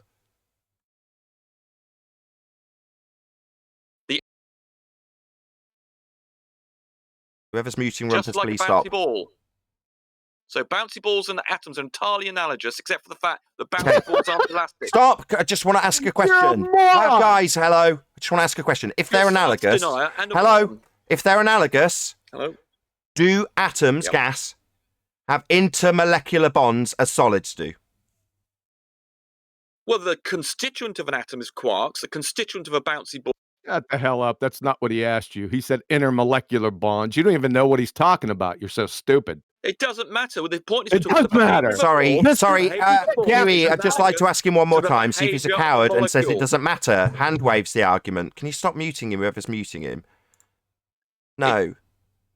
Made of the behavior of a bouncy ball is analogous to the behavior of an atom. Because it has It's intermolecular analogous. bonds. Because it has It intermolecular doesn't bonds, matter correct? What the ball is made of. You're not It doesn't listening. matter You what the coward. atom is made of. Coward. We're talking Coward. about the He behavior of the knows he's ball and getting the atom being roasted. the same. Talk through me non-stop, coward, while I have a good laugh Well, you're at talking you. through me. Yeah, I know I am. Well, I say intermolecular bonds Rumpus. to make them comparable. Intermolecular bonds. Are you It's a stomach irrelevant because thunderfoot? we're talking about the behaviour of the ball and the behaviour of the atom are analogous. It doesn't matter what the inside of an atom is made of. It doesn't matter what the inside of a ball is made of. The point is the behaviour of the ball and the atom are similar. Fucking shut the fuck Okay, up. and can you Are stop we muting really him? trying to He's prove telling the us Earth they're is a similar. bouncy ball? And guys, For fuck's I've sake, got Rumpus. 4 people talking. I just want Rumpus to say no. It doesn't matter that they haven't got intermolecular bonds in the gas and they have in a ball. Tell us again for the audience that my question, my pertinent question, is unimportant. Right, Hand wave it for Are me. you talking about the intermolecular bonds within a gas, or are you talking about the ball's intermolecular bonds? I wasn't quite sure which you're referring to. Has a gas, like a ball, got intermolecular bonds? It's really simple. It doesn't have intermolecular bonds. That's what makes it a gas. So they're not comparable then. So it's not comparable as immediately identified by Quantum Eraser. False analogy. There are no interball forces either. There's Sorry, no you just interball made that force. up. There's no intermolecular force. Yeah, They're that's entirely nice. analogous. So they're not comparable. So let's try this again. They are they're not entirely comparable. Let's try again. You're saying They're not that comparable. because a gas doesn't have intermolecular They're not comparable. bonds, One has. They're not comparable. You seem to be filibustering. What a coward. Maybe if you talk non-stop, the audience will think you've won. Maybe if you talk non-stop, audience will think you've won. Maybe. No, you've lost, coward. They're not comparable. One's got intermolecular bonds, the other hasn't. Gases don't have intermolecular bonds, and bouncy balls do. Therefore, when bonded, more dense than the outer coward. Lost badly. Oh man, you must really enjoy getting teabagged. Maybe squirm for me some more, Fundy. Yeah, they're not comparable. The bouncy balls. They're not comparable. QE immediately identified this as false comparison. Not comparable. One has intermolecular bonds, and Rumpus is saying it's unimportant. No, they're not comparable because one has intermolecular bonds. That would be a solid passing through a gas. In the case of rain, for example, yeah, the liquid has intermolecular bonds. The gases, again, exampled by Quantum Eraser. If your gravity force that applies to things with intermolecular bonds when travelling through air, which is expanding in all directions, not down, go boom, boom, like bouncy balls. But you seem to be as thick as PhD Thunderfoot Clown to assert that gas go down, go boom, boom, like solid, bonded, that would be intermolecular bonds, bouncy balls. Gas does not go back down, go boom, boom, like solid, bonded bouncy balls, Clown. There are no bonds between the bouncy balls, are there, Nathan? Yes, intermolecular bonds. Yes, a solid, bonded bouncy ball has intermolecular bonds. Therefore, is more dense than the air it passes through. However, the air itself that it is passing through expands in all directions, does not go down, go boom, boom, because it has no intermolecular bonds. Making an analogy between the ball and an atom, and there's no intermolecular... And they're not comparable. That's been pointed out. Squirm for me. I really enjoy it. Yeah, they're not comparable, as immediately pointed out, and you're just squirming non-stop. He's making a comparison between a ball and an atom when balls are made of atoms. That's a fallacy. You understand that? Ridiculous. That's a fallacy of division. You Obviously. numpty. You're saying that. You're saying, shut up. Behavior. Shut up. You said earlier that gases are solids. We got you. I can't wait till this comes out again. Gases are solids, Rumpus, right? I mean, you're now lying, or you're too stupid to listen Are to what I say. gases solids? They're made up of solid entities, you moron. Oh, yeah, gases are solids. Thank you. Let's try it again. Are gases solids?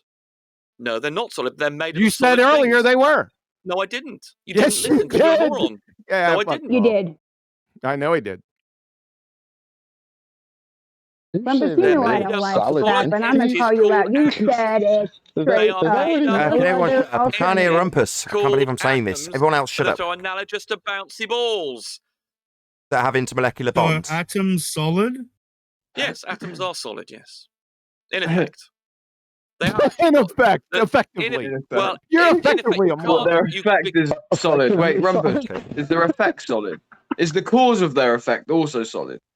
Or physical?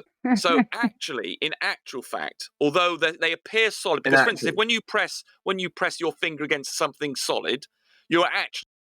Shut up. Someone shutting up. I've never heard balls so much in my entire life. Let's try this. So when you press your finger against something, I'm going to press your finger against something. You're going to press your finger against the rubber room after they take you there, after your horse and elephant tranquilized. You should be institutionalized, son. That's how stupid you are. Thanks the for coming. electrons in your finger. The electrons in my finger, right? Yeah. Wow, Rumpus. Wow. By the electrons. Sure.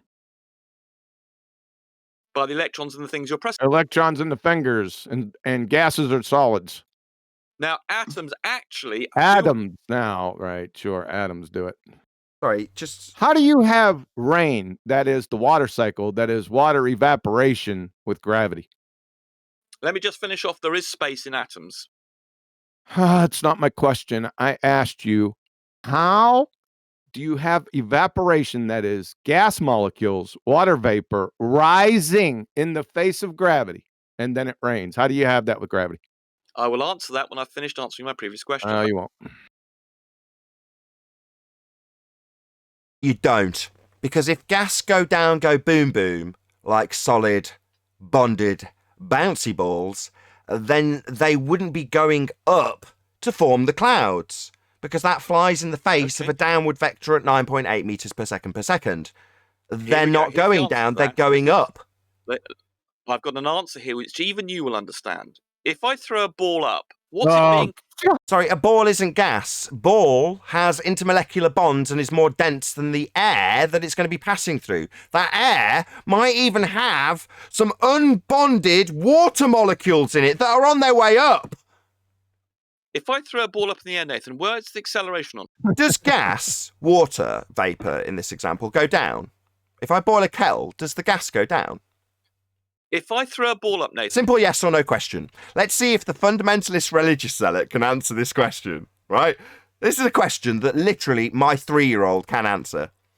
Does the gas coming out of my kettle go down like solid bonded bouncy balls, a la If I throw Thunderfoot something Cloud? up, Nathan, what's the acceleration on? Okay, if I throw up some gas particles out the spout of my kettle, will they go down like solid bonded bouncy balls, like Thunderfoot Clown PhD asserted?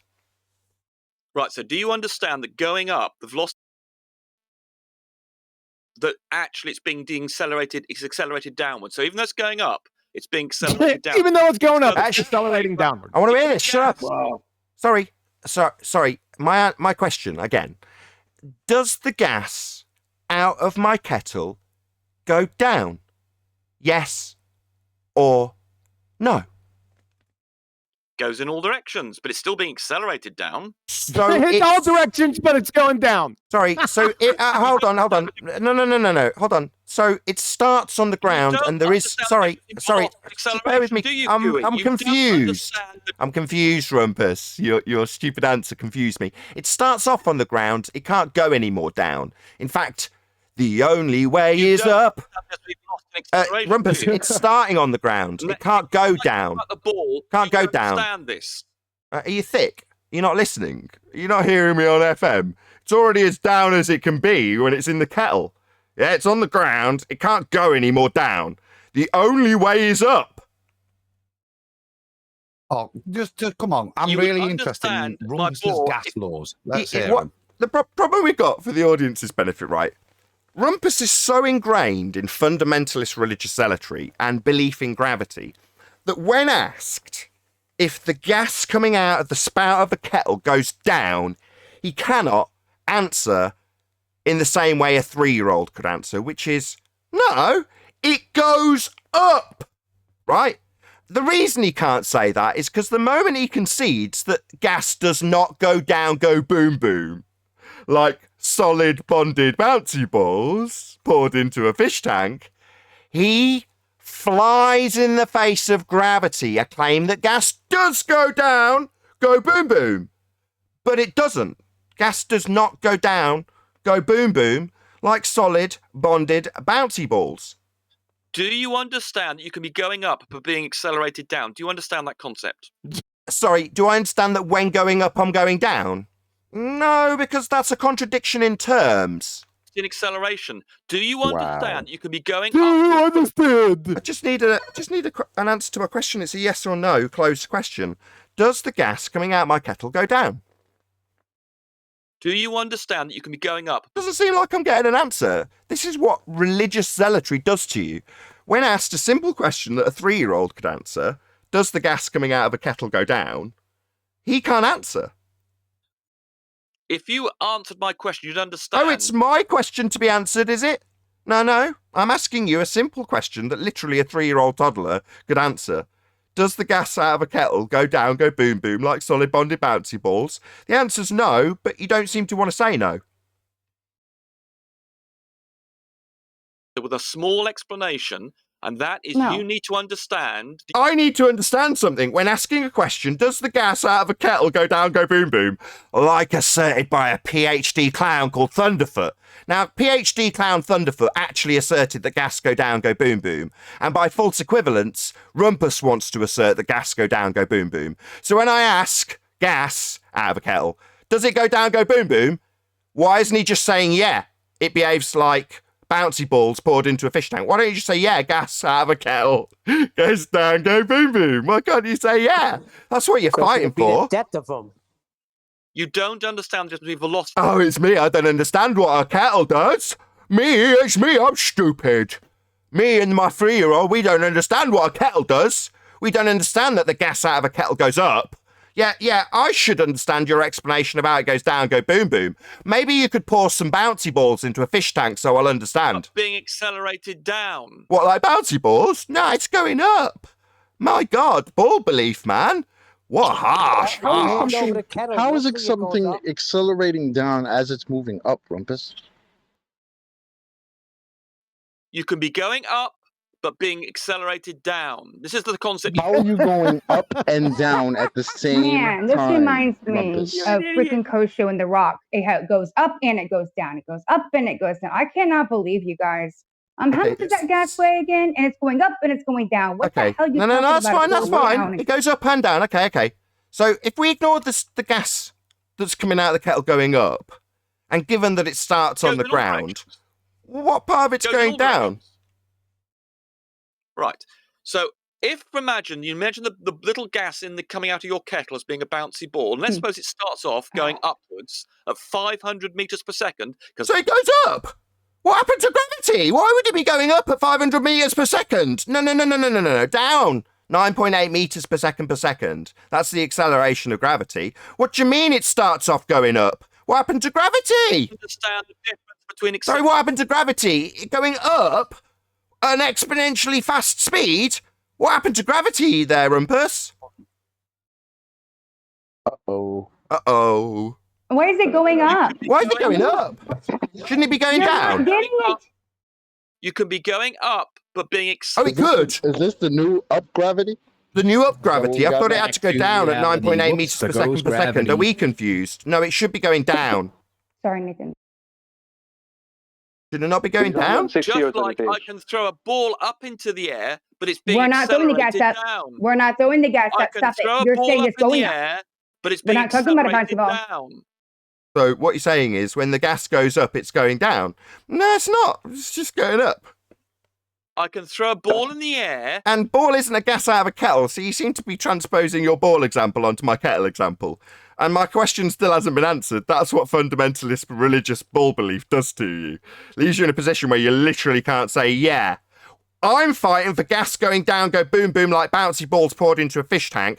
And when asked what gas out of a kettle does, I don't just say, yeah, it goes down, go boom, boom. Because it doesn't, does it? But you don't understand the difference. I don't understand. That's right. It's really me that's the problem here, right? I don't understand how gas comes out of a kettle. With that, I'm going to say a huge, massive, enormous thank you to both Discord and G Plus panels for making today's after show possible. And of course, a massive thing, not after show, live show possible. Stay tuned if you're watching on either premiering stream, because there will be an after show to follow. I've been Nathan Oakley, and I'll see you all in the next video.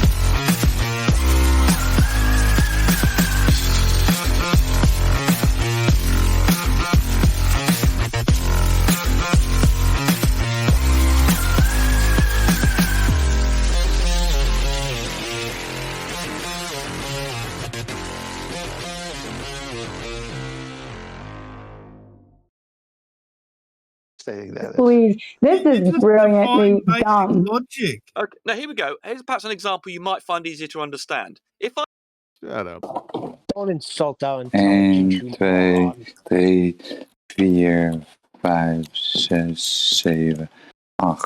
if I'm in a What car the hell? 60 miles going on 60 miles an hour, Who is and counting? then I put the brakes on, Somebody counting can I money? put the brakes on? 1, 2, 3, 4, 5, 6, 7, 8. Yo, Roger. Counting your money. I don't know what you're saying, but okay. It sounds better than what Rumpus says, more coherent. So true. Maybe So he if I'm was in a 60 counting miles an hour Rumpus's car, fallacies. and I Going put the into a brakes car. on, That's does why Is the anybody kettle care to example too venture complicated? what the happened to the velocity kettle? vector We is still didn't get an and the answer on the kettle. acceleration vector? Sorry, we didn't Does get an answer anybody on the kettle. know? Kettle. Does anybody know if they are going at 60 miles an hour and you put the brakes on, what the acceleration vector is? Sorry, the Is it kettle, in the right? same Does the direction as gas the out of the velocity? kettle go down? Like with It gravity? depends. It goes in all directions. So not just down, So go if you're boom, in a boom then? car, Sorry, gas expanding in all directions. just make this is I think Did you say gas expands in all directions? the gas coming out of your kettle goes in all directions. So let's So not down, go boom, boom then. So if I think of it as a ball, it would eventually run out of power and in the medium of air it would come back down again. But you're saying gas expands in all directions. Well, then that debunks your assertion of a sky vacuum because the gas will fill the availability of volume because it expands in all directions. It doesn't go down, go boom, boom like solid bonded bouncy balls. It goes in all directions. it behaves exactly like bouncy balls. You think gas go down, go boom, boom? So which direction does the gas coming out of my kettle go? Goes in all directions. So not down, go boom, So boom just then. like All directions. Bouncy It started on the ground. So all directions, but it's already as down as it can be. So does it go down when it's already as low as it can be? well, if it goes it's not as low as the top you're coming out spout your kettle. It's not as low as it can be. So Sorry, it started off when- as water, and that's as low as it can be. From water, when it turns into gas, does it go down? it goes in all directions. Does it go down though? If there's not something in its way, then yes, Sorry, it can go in all It's directions. water in a kettle on the ground. When it expands in all Coming out of the directions, pot. does it go You're talking about down? water vapor. So why can't you just say no? You Why talk can't about you the say water no? vapor. Why can't you say no? You talking about the water vapor, or are you talking about the water vapor? We got water. You know how a kettle works. comes You out- start off. The I'll water explain how a vapor kettle comes out of the works because it's spout, complicated. I understand. So you The start off with water liquid comes water. out- the You're water going to talk vapor through me comes out- constantly after asking a question. What coward? Okay, I'll try and explain a kettle to you. It starts off as liquid water. You apply heat and it turns into a gas. What I'm saying is, at that phase change, does it go down? Yeah, some of the molecules go down, into the water again. But they're already as down as they can be. The water itself is as low as it can be. So how does it go down? Does it go into the vapor, water? the gas also goes back into the water as well. And is it still gas? It depends. It might then turn back into water. It might then sort of rummage around and go back out again. So how Turn much back gas into go down, go boom, boom? And what rate does it go Rummage down? around. Guys! Right, so Hello? Sorry, how much goes down and at what rate? I don't happen to know that to my hand. Should we not have Don't have that to 9.8 hand, meters per second, though? Do you understand the difference between velocity and acceleration? I'm just asking if it's not applicable with gravity. Is it or isn't it? Right. Do you understand that if Why are you asking me a question about what I understand? Does it have 9.8 meters per second gravity applicable when it goes down, go boom, boom or not? You don't understand the difference. Oh, it's a mere not understanding. It's a question. How can I not understand? Yes or no? Is gravity applicable? You don't understand what I'm So suddenly when I ask a scenario where gravity could or couldn't be applicable, I don't understand something. No, I'm just asking. Does the gas go down, go boom, boom, 9.8 meters per second or not? When you ask me if it goes down or not, you mean velocity, but acceleration is not velocity. The acceleration is 9.8. Acceleration is a change in velocity, you dumbass. Answer his question. Right, so if you now understand the difference between acceleration and velocity... I've known now. it. Now that I've known it. I knew it long before you were even born, son. Right, so if you know that then, QE, then if I throw a ball up in the air... We're not talking about balls. Yeah, and this is Sorry, why have we juxtaposed back to balls when my example was very specifically about the phase change from a liquid to a gas and how much goes down at 9.8 meters per second? You see, you're talking about mixing up velocity and acceleration again. No, we're not. Gravity. I'm talking about gravity. You're an idiot. Gravity.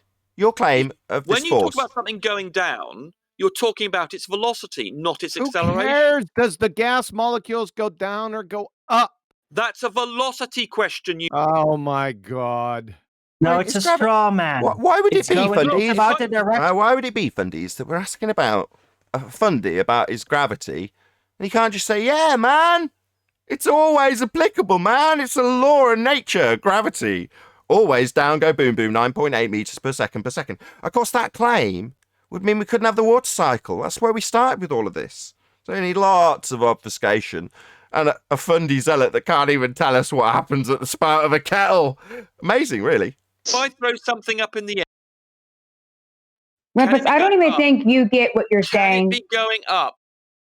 Okay, fair enough, Rumpus. What about if I could give you a scenario where I could remove the... something be going up? Rumpus, being accelerated down? coward. No! Can something... Right, so there we go.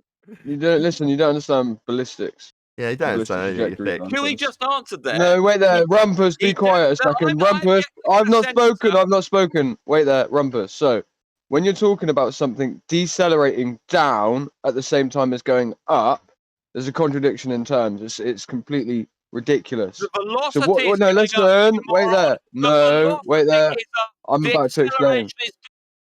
I'm about to explain. So, yes, it can be decelerating. The velocity could be basically going lower, right, as it's going across. But at the point of that, the point that it starts to slowly decelerate to the point where it stops, can't it? And the acceleration go down, you moron.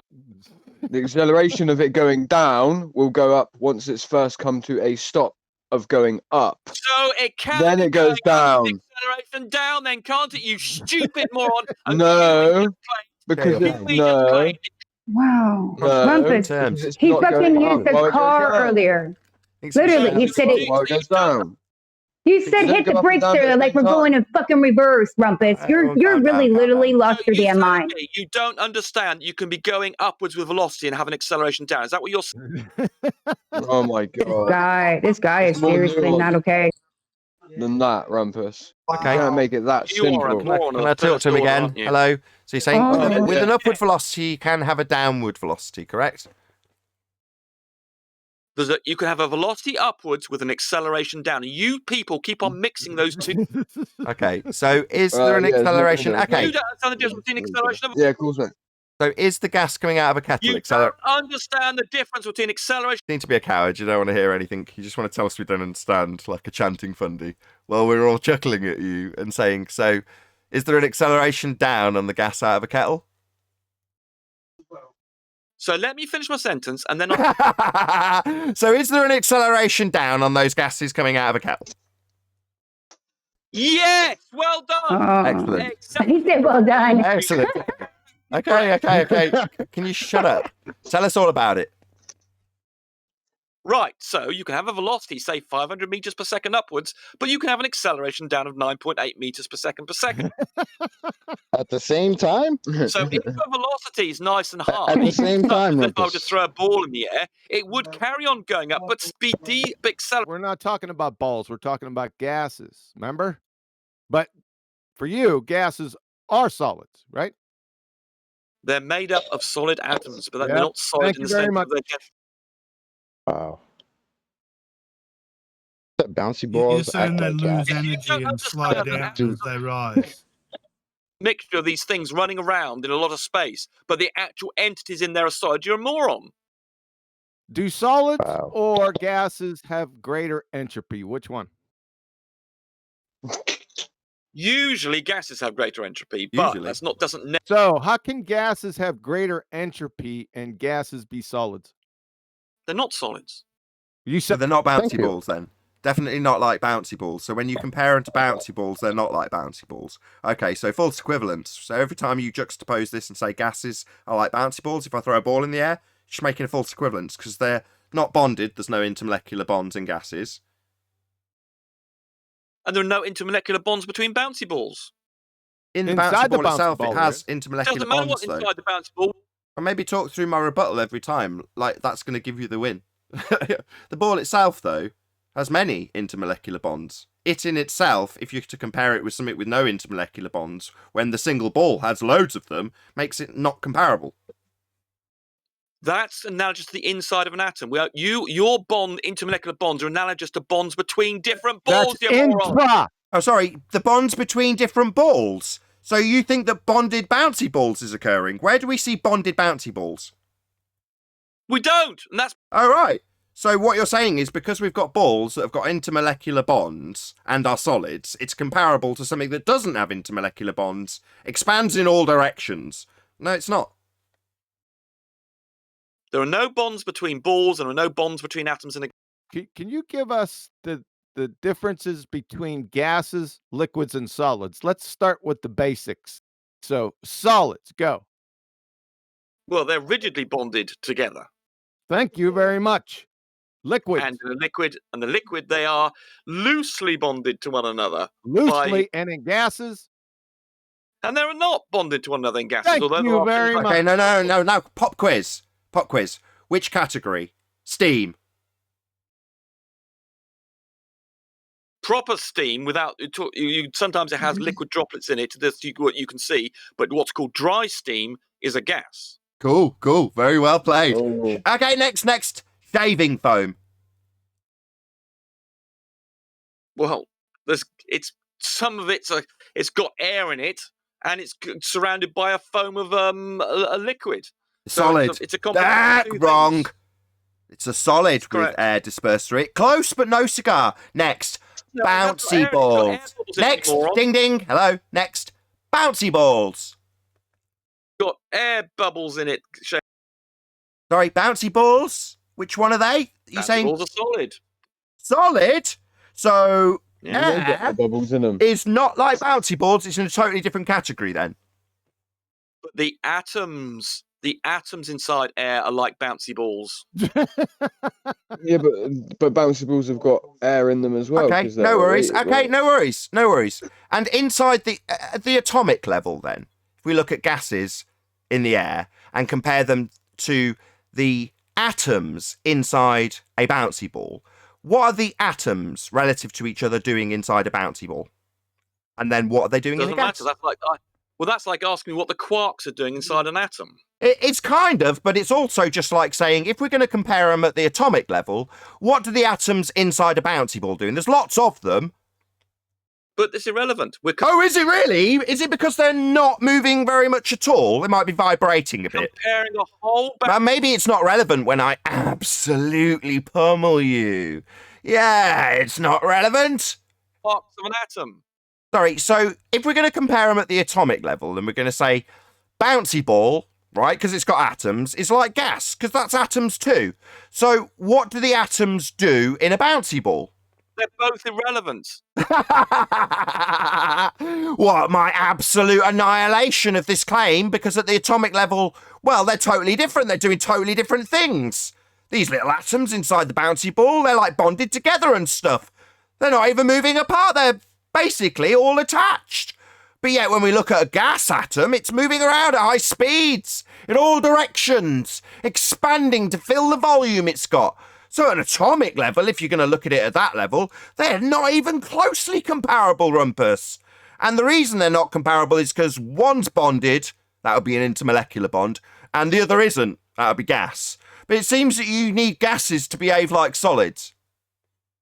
The analogies between a whole ball and a whole atom. What's inside them is... So even though an atom is actually inside a ball, there's lots and lots and lots of atoms, we're not going to look at what the atoms inside the ball do. We're going to say the atom itself is the ball, even though it's containing lots and lots and lots and lots of bonded atoms. Our gas is solid, Rumpus.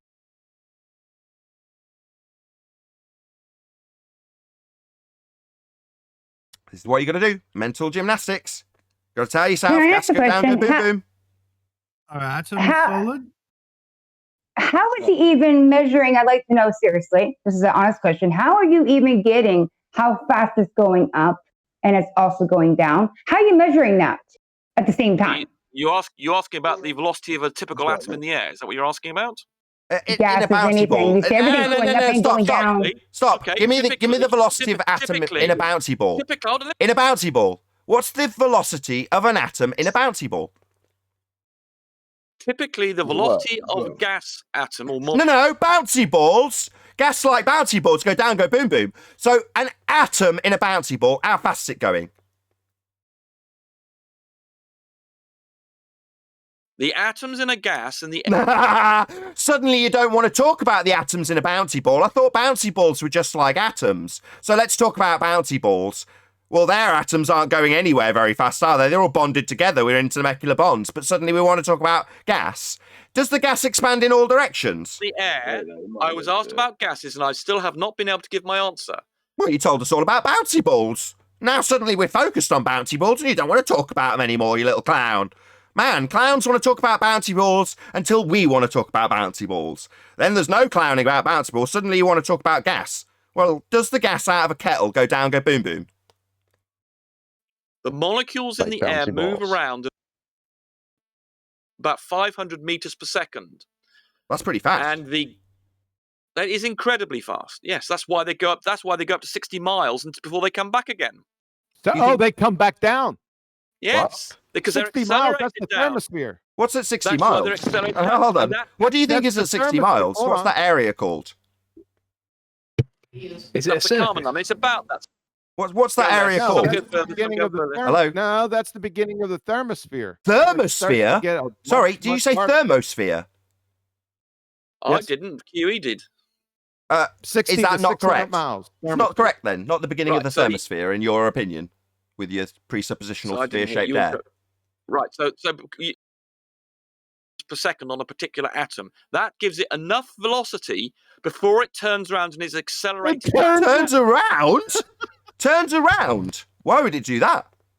Did it burn its bra? Due to the acceleration, due to gravity. Sorry, The one acceleration that we didn't experience when it was going up, but already had it. It already had that. How did it get 60 miles but up if gravity acceleration exists? and velocity are not the same thing, Nathan. If you start off fast enough, like you throw a ball very fast up in the air, it takes some time to stop going up and come back down again. You moron. And if you do that with an atom gases and inside the solids ball, are right? If you make that comparison inside the ball, right? If you're looking at the atom inside the ball, right? Forget about the surroundings, whether or not the ball as a whole's moving. Do the analogy is atoms... between the That needs interrupting now, doesn't it? Because even if the ball itself as a whole is moving, at the atomic level, relative to each other, they're not moving at all, unlike gases, right? The analogy is between the whole ball and an atom. So atom in a ball, right? Yeah, okay. I don't mind if the atom's inside a ball. How fast is the atom inside the ball moving? They're moving very, very fast as well, but they're jiggling around the. You think solids move really fast, but they're bonded together. I mean, they're not really moving at all relative to each other. They might be vibrating in synchronicity rather. Yeah, they're vibrating. So they're not moving apart from each other at high speeds. But you said that we got, what was it, 500 meters per second. But yet the balls inside the atoms inside the bouncy ball aren't moving apart 500 meters per second.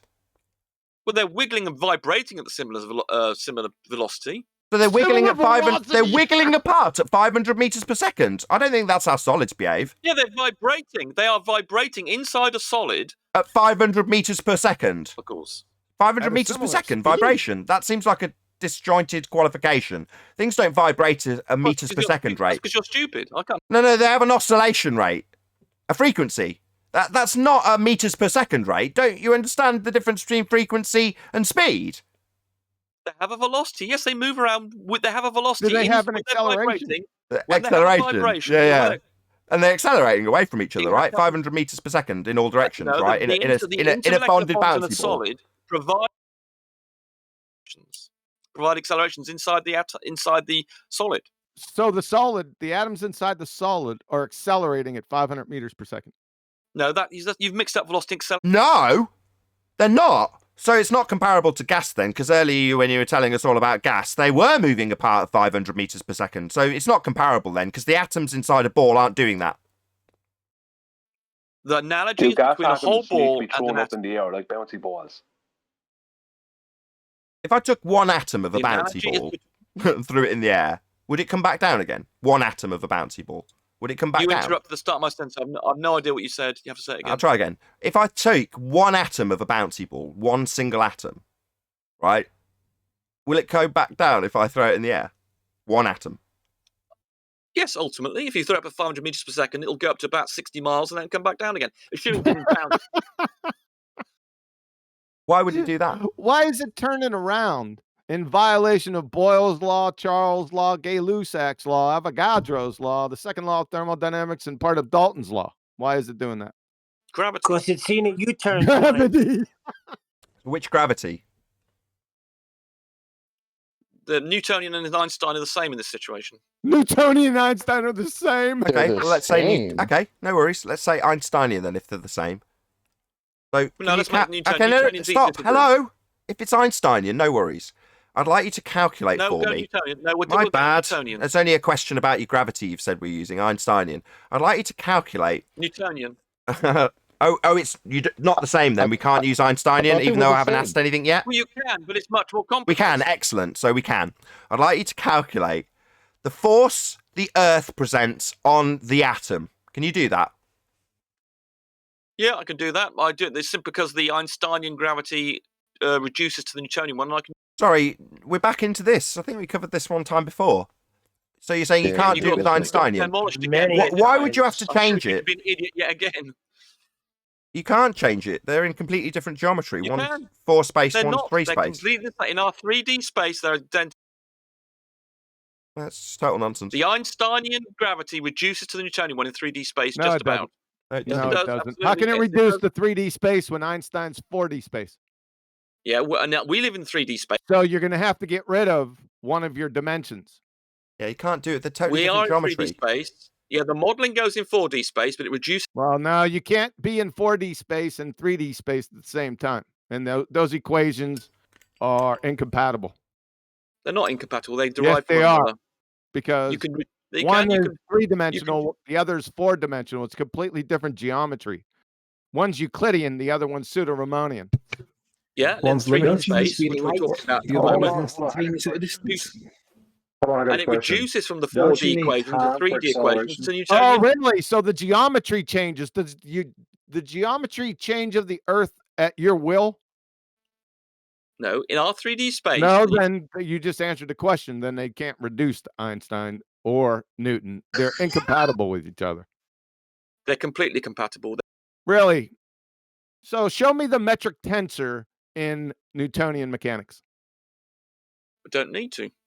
Yes, you do. Because you put It's the back metric to this. tensor in Einstein's field As equation. soon as you have them over the Yeah, ropes, in our 3D space. as soon as you in have them our- over Where the does ropes, the it metric doesn't tensor matter. go in Newtonian? Doesn't matter. As soon You as don't you hold need them it, over the because ropes, it's it doesn't matter. Your absolute annihilation won't matter now, right, Rumpus? Doesn't matter? The Newtonian thing is derived from Einstein. No, it's not. Yes, it is. It is. chanting now? We just went over this. They're totally different geometries. Let me Yeah, no, ask you a but we're talking about the question. 3. Let me ask you a question. Newtonian mechanics, is that limited to the speed of light or is that instantaneous?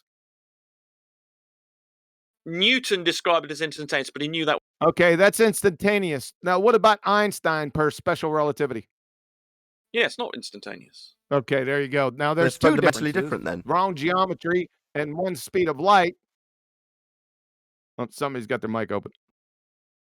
So there's two differences. So how can Einstein's reduce to Newtonian? Because we were talking about the forces and motion. And The that forces, reduces- there are no forces in the Einsteinian. Exactly. They become forces. They 3D. become forces. There are none, but then they become forces, right? Correct. That's right. 3D, they become forces. Have you got a citation for Wow. that out of interest? Was it the same one you gave us last time? Say again. You gave us a citation last time, and as soon as we read it, we found a part that debunked that notion and made it explicitly clear that that was not the case. What are you talking about specifically? Please? Rumpus provided us with a citation, a claim that you could Yeah. translate one into the other. Right. Do I have Yep. that? I'm That's the asking one. Rumpus. Yes, it's the what's it paper. The one The beginning what's with it H. paper? Yeah. The one that you claim to have invalidated, even though Yeah, you know we nothing did. about science or physics. Yeah, we did. I know more. No, you I didn't. forgot more You know about nothing science about physics. yesterday You know than you'll nothing ever about know. physics. All right, The stop, idea that stop. you Both of perfectly you, come clear. on, please stop. I forgot more about science yesterday than you'll ever know. Let's just make that clear, and everyone knows that. So how do you reduce Einsteinian field equations to Newtonian mechanics? I want you to do it in chat right here. Well, I have to refer to that paper to do it. No, It's you quite don't. You're complicated. going to do it by hand right now. No, I'm not. I'm going to show you Yes, that paper. well, No, we know you're not. you're You out. can't. They're different Can't do geometries. it. Can't do it. The paper One of shows them's a you can force, do the it. other one's not a force. One's a calculation. If you could have done it, you The would have paper done it a shows long how to time do ago. it. You can generate Newton's forces from the Newton's Einstein forces. field No, you equations. can't. We already went Yes, over you why can. you can't. You Number can't of generate a number of force. reasons why. From I maths. told you that. Hang on, you can't generate a force in newtons from maths. That's a contradiction in terms. Yes, you can. That's what the paper demonstrates. You can't generate a force. You can only calculate for a force that you say. You're just contradicting science again. Yeah, right. Science. Are you joking? Pseudo force space. You're just saying science you can... deniers. That paper sorry. demonstrates exactly What's how the name to of the get geometry? Newtonian physics. What's the name of the from geometry? Einstein. What's the name of the geometry? For Einstein. You're talking about pseudo-Riemannian, you mean? Pseudo? What does that mean? It means that it's not the same as Riemannian, but it is still a genuine geometry.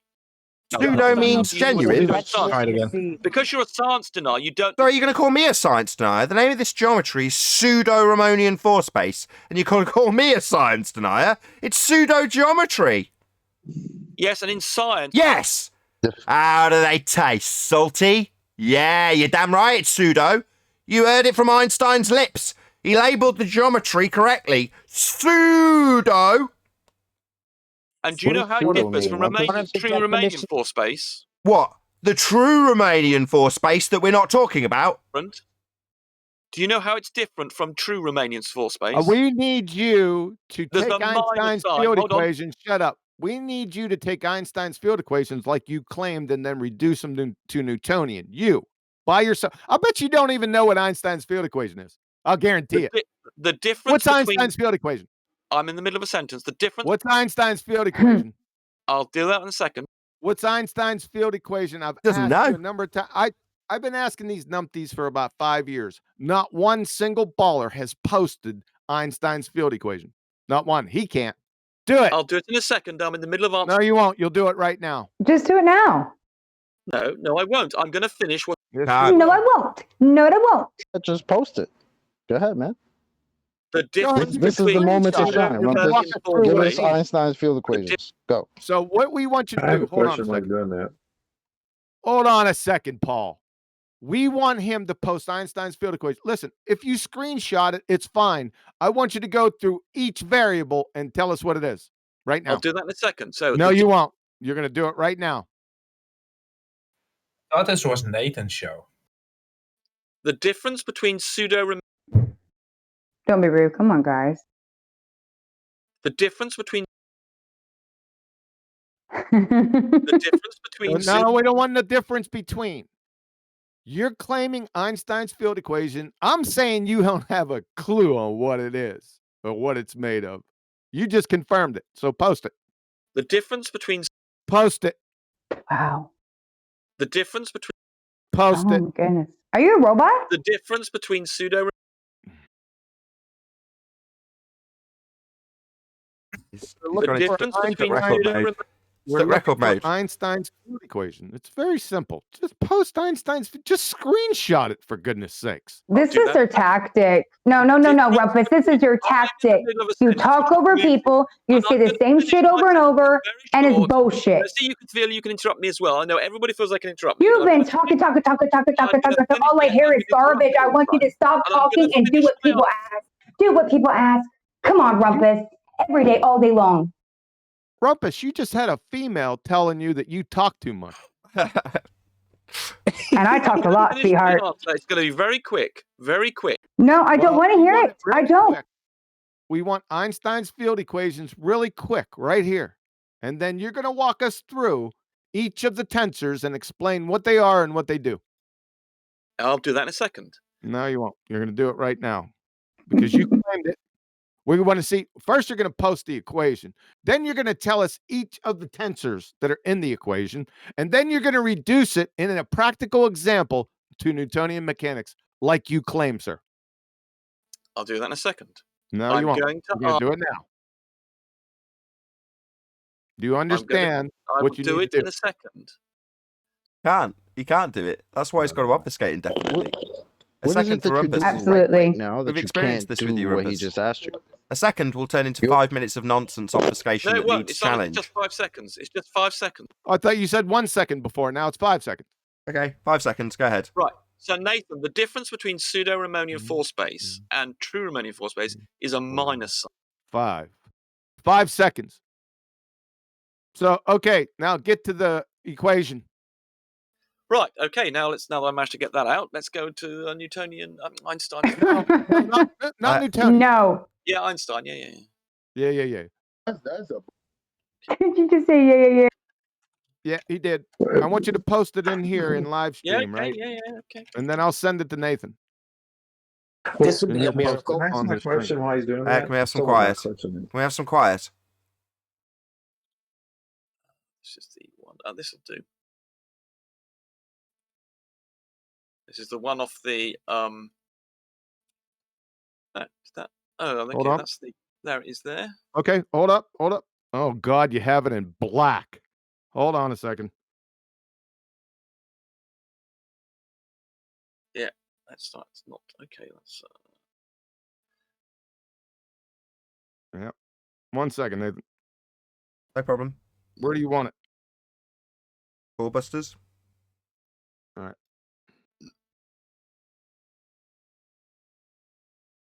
There you go. Okay. Can you put it up on screen, please? Can.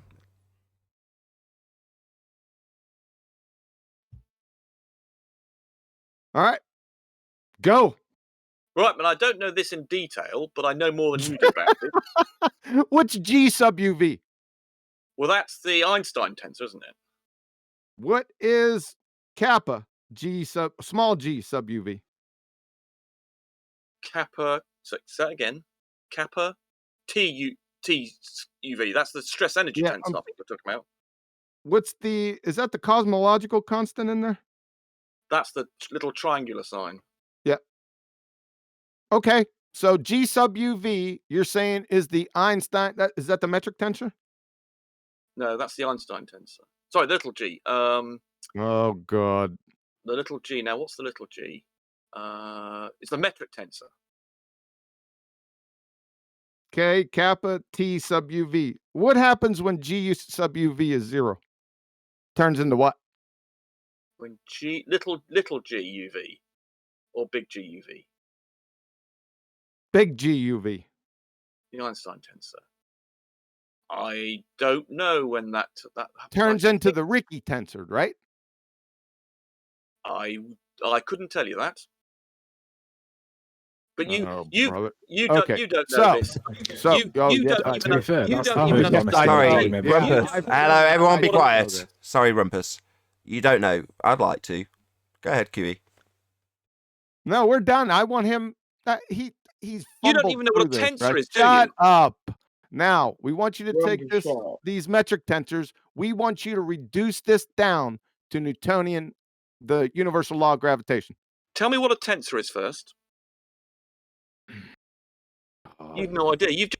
Right, we want it reduced down now. We've got it. What we need you to do, we need you to take Einstein's field equation right here, and we need you to reduce it down, like you said, to the universal law of gravitation. Yeah, first of all, I'm going to demonstrate you don't know what a tensor is. Oh, God.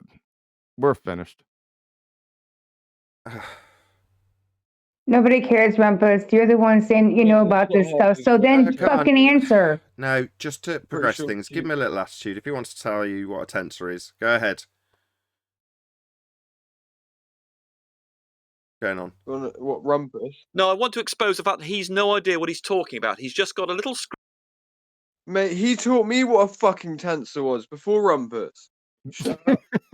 I'm not answering your question. All right, with that. You've no idea what a tensor is, do you, Nick? Quantum? I'm not answering. You don't know what the equation is. You already admitted that. I did. You just admitted you didn't know what the equation was. I'd like Rumpus to tell me. Rumpus, can you tell me? I'd like him to tell me. What a tensor is. No, I'm not going to cover up because he's going to then use it because he doesn't know what it is. Sure. Well, Right, I'm right. asking you. Multilinear relationship between sets of Hello. algebraic No objects idea. with a vector And of became a space. little Come script on. ready. He had a little script ready about the Ricky tensor Yeah. thing. He obviously read Now somewhere. he's divining He's no my thoughts idea and what. shit. Shut the fuck up. Sorry, we're not going to get to you reducing this down to Newtonian then. Well, that's very disappointing. Yeah, okay, I could do that. I could go through the paper. Okay, that's a very complicated process, though. I could do that for you. Give him a bit of attitude, people. Go ahead, Rumpus. It's your moment. Okay, let me go and get the go. I will be using this paper that you I need to get hold of it first of all.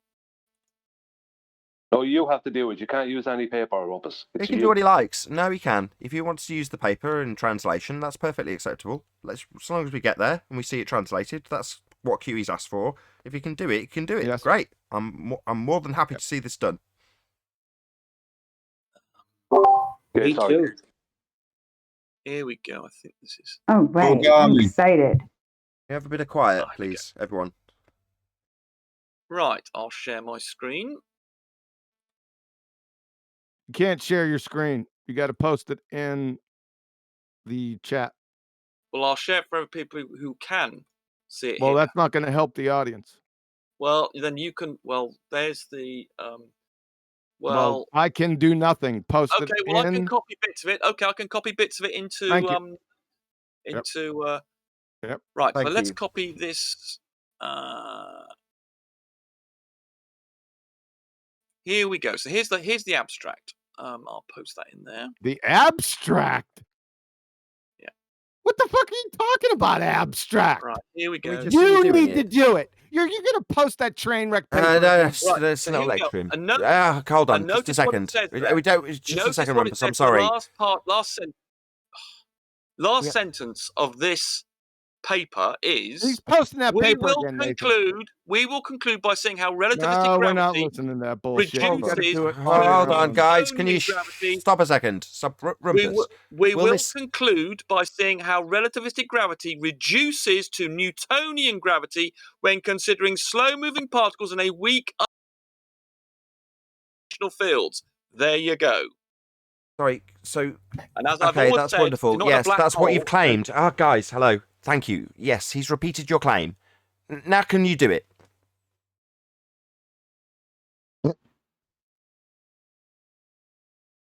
Well, we need to go through this paper, and it's not trivial. Right, no, you need to There are- reduce to do this this- field equation to do down this- to Newtonian. That's what we've asked you to do. Yes, and this takes 16 pages, Nathan. It takes 16 pages to do this. It's a very difficult exercise. We just asked you specifically to take Einstein's field equation, which you did post, and you didn't know what the hell it was. The question was for you to reduce that Einstein field equation in a practical example to Newtonian, like you claimed. It was real easy. Not post a paper that we debunked 4 weeks ago. I know much more about this equation. Oh, you don't know, dick. Do what you said you were going to do. You don't even know what a Oh, here we go. Here we go. You don't know. You don't know. you don't know what a tensor is, and I did. And I thought we were going to get to see it reduced down. We're not going to get to see that. Just get the same crappy paper. Yeah. Sleeping Warrior's here. Sleeping Warrior pulled out a paragraph from that paper that just absolutely annihilated the entire argument. Would you like me to read it? The paper. Oh, it timing. Takes 16 Rumpus. pages, Nathan. Rumpus. Nathan, it Rumpus. takes 16 pages. I heard. We heard. To do the reduction. 16 pages, right? I'm not deaf. Now, one of those Right, so what- you keep pages on has asking got to a do it paragraph quickly, but that it I'd like you takes to 16 hear. Oh, pages. coward. Is it time to rumpus everything coming your way? QE Well, I can said do that what you there's a want, but it takes section. 16 pages. We heard. Maybe tell me 17 Rumpus. more times that the 16 pages. Go ahead, Sleeping Well, Warrior. you keep on asking me to do it, It's then if actually you better then if Rumpus understood what I reads it. It's told at you. the top Hold of the on, page. Sleeping Warrior. Let him get it all out. He needs to fidget a little bit first. Go on then. Fidget away. Right, so you keep on asking me to do this, and then you want something that takes 16 pages for me to give it you in a few lines because you're a flatty and you don't understand what's going on. But it does. You can't do it in 16. In 1 page or one quick answer, particularly to someone like you who's no idea what calculus is. I would have to basically teach you about 4. Father, you couldn't teach the bionic woman. Okay, thank hearing you. Thank you. You drug her around Thank in you. Thank you. nitroglycerin Thank you. plant Thank in a you. Thank dump you. truck. Thank you. Go ahead, Sleeping Warrior. You're welcome. Rumpus, would you like to read it, or should you read it? Should I read it to you? Read it, please. I can It read says- it. Is this the one that you quoted before? This is It's at the top of the the 1.1. second page, I think it is. If you can see my screen, can't I've remember- got it actually. I can't see your I think screen. I've got the one you're looking. What page are you presenting? Just read it, somebody. Okay, I'll read the one that I think he's talking about, which is on page 2, which is point 1.1, the paragraph underneath that. I think that's the one he's referring to, which says, therefore, mass has no visible effect on the body's response to gravity. All particles behave the same way in the same gravitational field. So that's basically saying that it's mass independent and that there's no force in 4D space, but there is in 3D space. That's the whole point. Does it say that? Sorry, I'm sorry. Does it say? Sorry, guys. Hello. Sorry, it seemed like you carried on. Sorry, Rumpus. I just need clarity because it's not on screen for me. Maybe Sleeping Warrior can confirm or deny. Did you continue to add Sleeping Warrior, please? Did you continue to add things in terms of what it does in pseudo 3 space? Did you read that off the page or did you add that yourself? Right, here we go. I'll read it. I'll read exactly That's not what I asked. verbatim. That's not what I asked. Right. Did you just add that after the fact, or were you reading that? I added it on. Sleeping Warrior, would it be possible for you to read it without embellishment? Therefore, mass has no visible effect on the body's response to gravity. All particles behave the same way in the same gravitational field. So correct me if I'm wrong, but Newtonian is mass attracting mass, is it not? Ouch. Sorry, just let me just get this straight. The claim is we can change pseudo 4 space into Euclidean 3 space, and it is claimed that one works the same as the other and is translatable therefore into the other. However, can you just read that paragraph again for me, Sleeping Warrior? Bearing in mind that it's claimed in Newtonian gravity that mass attracts mass. Go ahead. Therefore, mass has no visible effect on the body's response to gravity. All particles behave the same way in the same gravitational field. Not mass attracting mass, then? No, it's saying that that paragraph is saying that it's mass independent. Sorry, Anthony, does it say that it's mass independent afterwards? No, that's been added. So you're, what's the word? A liar? Do you understand? Let me listen. Try listen. Try sucking on our nuts as you lie to my audience. It does not say that. You are a liar. Listen. Look at the equation that he didn't mention. Look at the equation. Sorry, you embellished it and lied to my audience, you scum-sucking, lying fundy. No, listen, you moron. You lying bastard. You're just a liar. It's reduced to this now, where you have to literally add things onto paragraphs to make them work the way you want. Now, Newtonian gravity is mass attracting mass, and that paragraph from this paper you provided makes it explicitly clear that that's not the case with pseudo 4 space. This paragraph is referring. Perhaps it would help if I changed the word mass to gas particle. Therefore, gas particles have no visible effect on the body's response to gravity. All gas particles behave the same way in the same gravitational field. In other words, it's not being pulled down by gravity. It's mass independent. Sorry, does it say that? This embellishment from Rumpus the liar, does it say that, Anthony? No. How can it be mass independent when Newtonian mechanics says mass attracts mass? It cannot be. That's the point. Mass attracting mass and it being independent of mass are fundamentally in opposition to one another. Likewise, a force and a non-force are in no way compatible. The sentence talks about the body's response to gravity. It's talking about the... It says it's mass independent. So I'm going to say this one more time. How can mass be independent, yet in Newtonian mechanics, it's mass attracting mass? That doesn't sound like independent to me. It's talking about the acceleration due to gravity. There we go. You don't know what acceleration is. You don't know, you...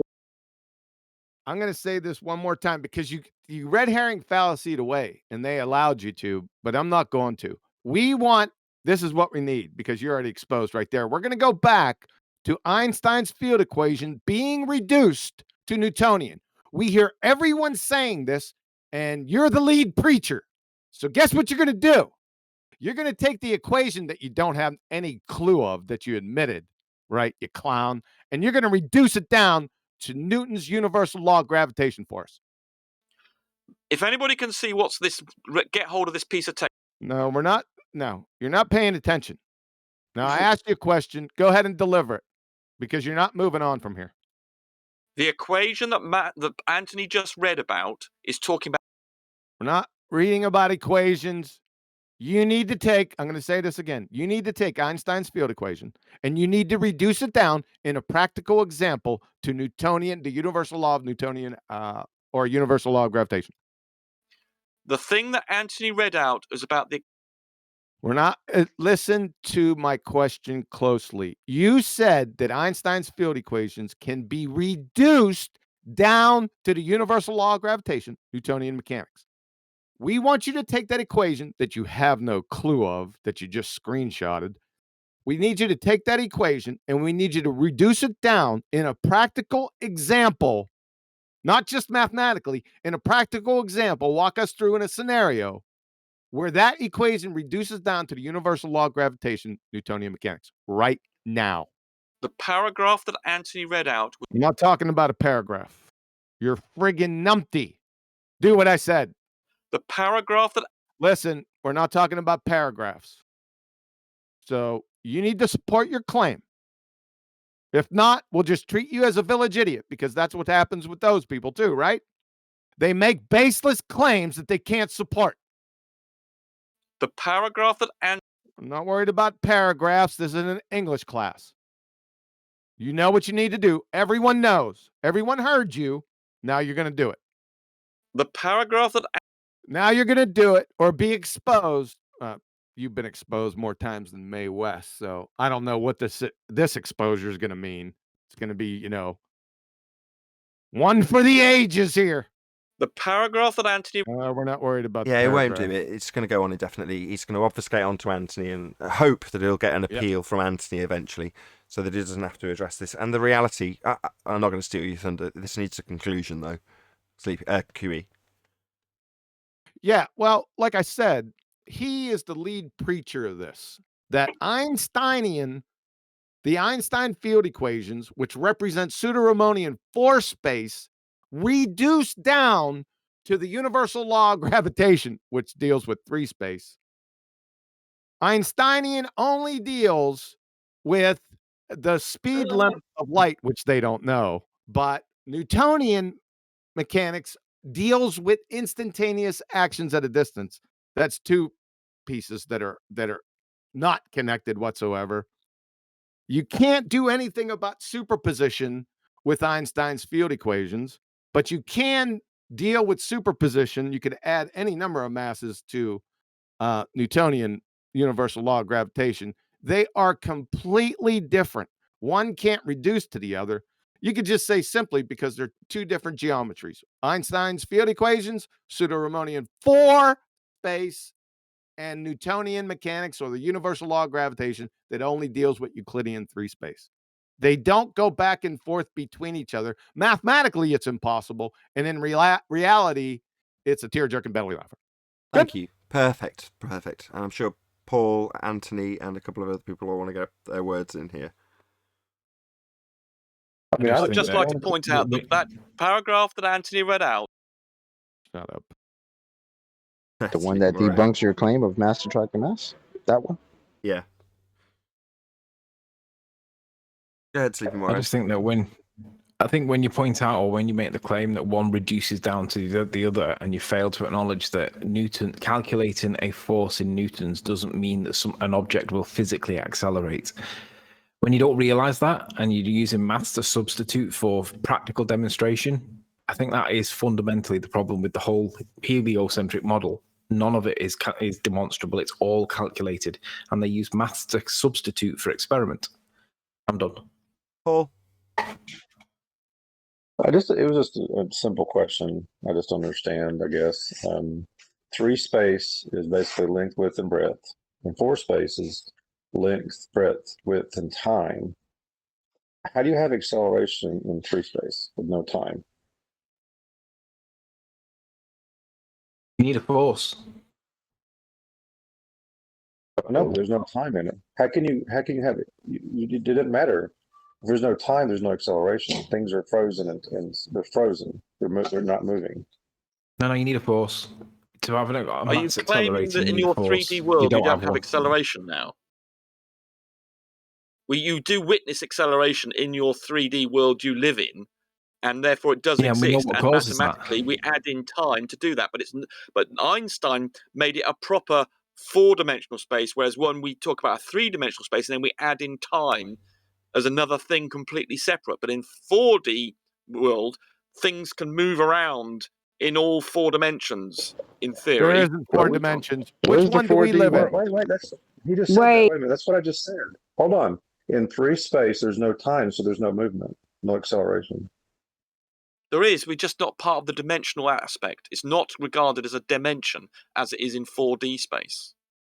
That doesn't mean you can't have it. It's just not integrated. How can you do anything? It's not in 4D space. It's integrated into space. Whereas what in our 3D world, it's not integrated into the dimensions of space. Which It's not part of it, not integrated. How could anything accelerate? Because we talk about space being 3-dimensional, and then we say, right, what happens to moving about these things in space if we also have this other thing called time? So if we say you move in, say, your x coordinate by a certain amount, and then you check the time between the two positions, you can say it accelerated and it then had a different velocity, which of course a QE doesn't understand. And by the way, that thing that Anthony read out, it just says that things fall at the same rate if you've got different masses. That's all it said. So you've completely misunderstood it, Anthony. And so has Nathan. It says mass has no visible effect on the body's response to gravity. In other words, gravity ain't What doing do you think shit. it means by That's what it response, says. Anthony? It's talking about the acceleration. Look at the formula just above. It's talking about the acceleration of a body. That's what it means by It's the talking response. about how mass It's has no saying that all visible things of effect the on the different body's masses response to gravity. accelerate towards the ground at the same rate. That's all it's saying. And you've misunderstood it completely. That's not what it says. I just read it. Goddamn moron. I just read it. It says mass has no visible effect on the body's response to gravity. In other words, gravity ain't doing shit, mate. That's what it says. No, it's saying that the mass doesn't change the response. It accelerates in the same way. Where does it say that, Look at the Rumpus? formula. Look at the Where does it formula say just that? above. It's mass independent. Don't raise your voice to me, you dumbass. You said it was mass independent before. Why are you invoking mass? The acceleration of a falling body is mass independent. That is not correct. What he's stating is not correct. Einstein's theory of general relativity states that the ground is coming up to meet the object, not the other way around. Yep. That So who formula will says be the the flat earther acceleration then? Would it be bodies Einstein or would it be us? Because they say that we think that. Wait a Yep, minute, wait a minute, it's wait a minute. Einstein. So that means the Earth is accelerating up to those in Australia? As Yes. well as me? You listen to Brian Cox. He tells you that. We already heard it a number of times.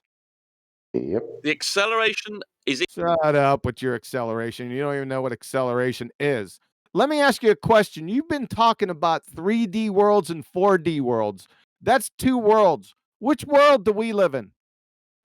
The acceleration of a body is. Which world do we live in? The acceleration of. Which world? The 3D world or the 4D world? Because you brought them both up, right? So There is an which answer. one? Where do we get 2 worlds from? The acceleration of a body. Oh, shut up. Go ahead, Nathan. Is the 4D world physical or is the 4D world something else? Yeah, which world do we live in? Yeah, because that's relevant to my question. The So if they're in the acceleration 3D of a. world, He's not going to do it. The stuck record, so we The doesn't have to answer. acceleration of a body. Coward. Same thing again. Rumpus. What world The do we live in, acceleration of a man? body is. Rumpus. The What world do acceleration we of a live body. That's You're crazy, Rumpus. that's what an exorcism sounds like. Right? Wow. It Acceleration really of a body does, is. man. Insane. Stuck record. The acceleration of a body is. This is live. It's not a recording. The acceleration of a body is in. I'd say it again. He's laughing. Rumpus. You can hear him laughing. Rumpus.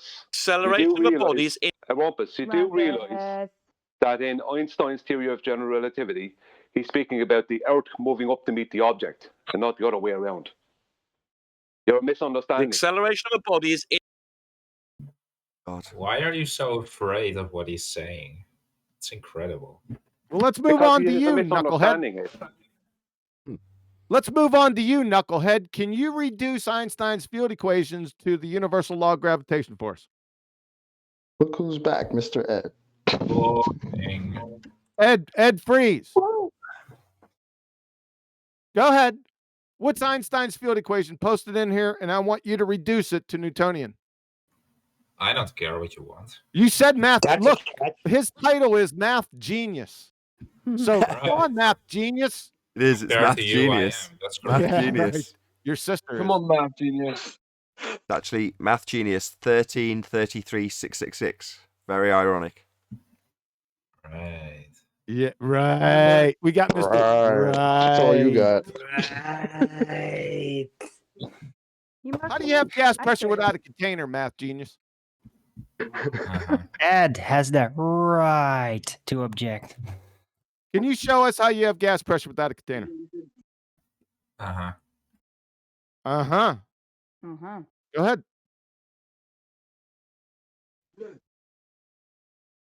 What is, since you can't answer that, what is the second law of thermodynamics? First, post the equation, then a brief explanation of what the second law of thermodynamics is, please, in live stream. How was the second law discovered exactly? Second law of thermodynamics, equation, Right. and a brief explanation. Right. It's real quick. Go ahead. How was that discovered? No, I just asked you. So, Right. post the So- equation for the second law of thermodynamics and a brief explanation, please. Right. So how was it discovered? See, right? So he asked me a question because he's a numpty dipshit. No. Why are you so scared to answer? Yeah, right. We're not playing your game. You don't know jack squat. He seems scared to answer, John. Discovered? You mean it was covered up? Pretty sure it was just realized to be there. It's like, oh yeah, that is what we're gonna call it from now on. That thing that was always there at all time. Come on, Math It Genius. happens naturally. All right, let's just summarize that as well. So you asked him if you could have gas pressure without a container, and he said yes. No, he said, Demonstrate it. Can you show us that, Ed? Don't worry about second law of thermodynamics just yet. Can you show us gas pressure without a container? So why are you still running from Rumpus? Oh yeah, we're running from that idiot. Oh yeah, you're running very hard. Yeah, we're scared. We're sticking in our boots. Gases. Hey, let me ask you a question. You're Ed. really scared. Let me ask you a question, Ed. Stop moving See, away Rumpus from the said subject. Gas. Hold on. Rumpus said gases were solids. Are gases solids, Ed? Well, let's unmute him and ask him. Are gases solids? No, Stop being a coward and unmute Are him. gases solids, you yellow spine We're piece of asking shit? you. Why are you He's scared? asking you. Why are you scared of QE? Why are you scared to answer? You think I'm scared of QE? Are you serious? It sounds Nothing. exactly what it sounds like, Ed. Nothing Because now. you're You're asking us to ask Rumpus again. We're asking you. Why don't you just answer the question? Right, but you've been running from Rumpus for like 30 minutes, so... So I can do it. Hold on. As Chocolate's on the So we're mic. Hold trying on. to find Hold on. out, is the solid a gas? I'll ask you, Chocolate. Chocolate, is a it's solid... liquid gas. Sorry, is a No. gas a solid, Chocolate? No. Ed, is a gas a solid? Is a flat earther smart? That's not an answer. There are. Why are the you answer scared is to answer, no. Ed? He doesn't know if Rumpus will tell him otherwise after the fact, and he's probably scared of Rumpus. You hit it right on the head, Nathan.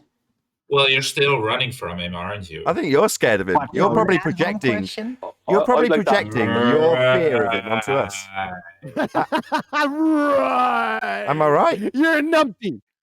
Am I right? Right. Yeah, just let me You're a just pretender ask. clown. Ed, I'm being serious. Just want to ask a question. Is the Rumpus someone to be feared in your circle? If you get it wrong. No, only yours. And it shows because you're still keeping him mute. Because you're scared. Yeah, because he interrupts everyone. No, He because just does you're... it No, over and over again. no, You know, you friggin' numpty dipshit. You know, when you That's have 'cause somebody Rumpus has been interrupting snatching his own wig constantly. off for the past hour and a half. Right. We're asking you, is a solid a gas? Still This is me all and the Nathan gas trying Ed. to get him into trouble with a Rumpus, though, isn't it? Hey. And he That's what I probably think. is. That's what I think. I think he'll get told off if he gets the answer wrong. If he says a solid is actually taking the form of a gas, and he says no, then he might get in trouble from Rumpus. Isn't that cute? Could I ask Rumpus a question? Is that all you please? got? Isn't that cute and appealing to that dumbass Rumpus who's been compromised more times than Mae West? Is a gas a solid, Ed Freeze? You said, uh-huh. You said, Was that a yes? It's Hold on. impossible to Hold on. Is that a yes, Ed? What was that again? One more time. So you're gonna stop being a coward and unmute him when? Right, One more time for the people. One more in the back time. that One more didn't hear time. He just muttered at us, right? So I didn't hear anything. is a gas a solid, Ed? Right. If you answer correctly, we'll unmute you. Yes or no? What a Is that a yes? Yes or no? Dr. Evil is this guy's idol. It's ridiculous. Is a gas a solid? Come on. Come on, Matt. I'm just a little girl. Come on. Come on, tell us it's yes, and we'll ask if gas go down, go boom boom like solid Answer body or bounty we're balls. gonna come for you and burn your diplomas. Come on, Ed. Come on, Ed. Make your return to flat Earth debate worthwhile. Come on. Is it solid gas? Gas is solid. Tell us. Can you answer me, please? I'm begging Come from on. you. Do it.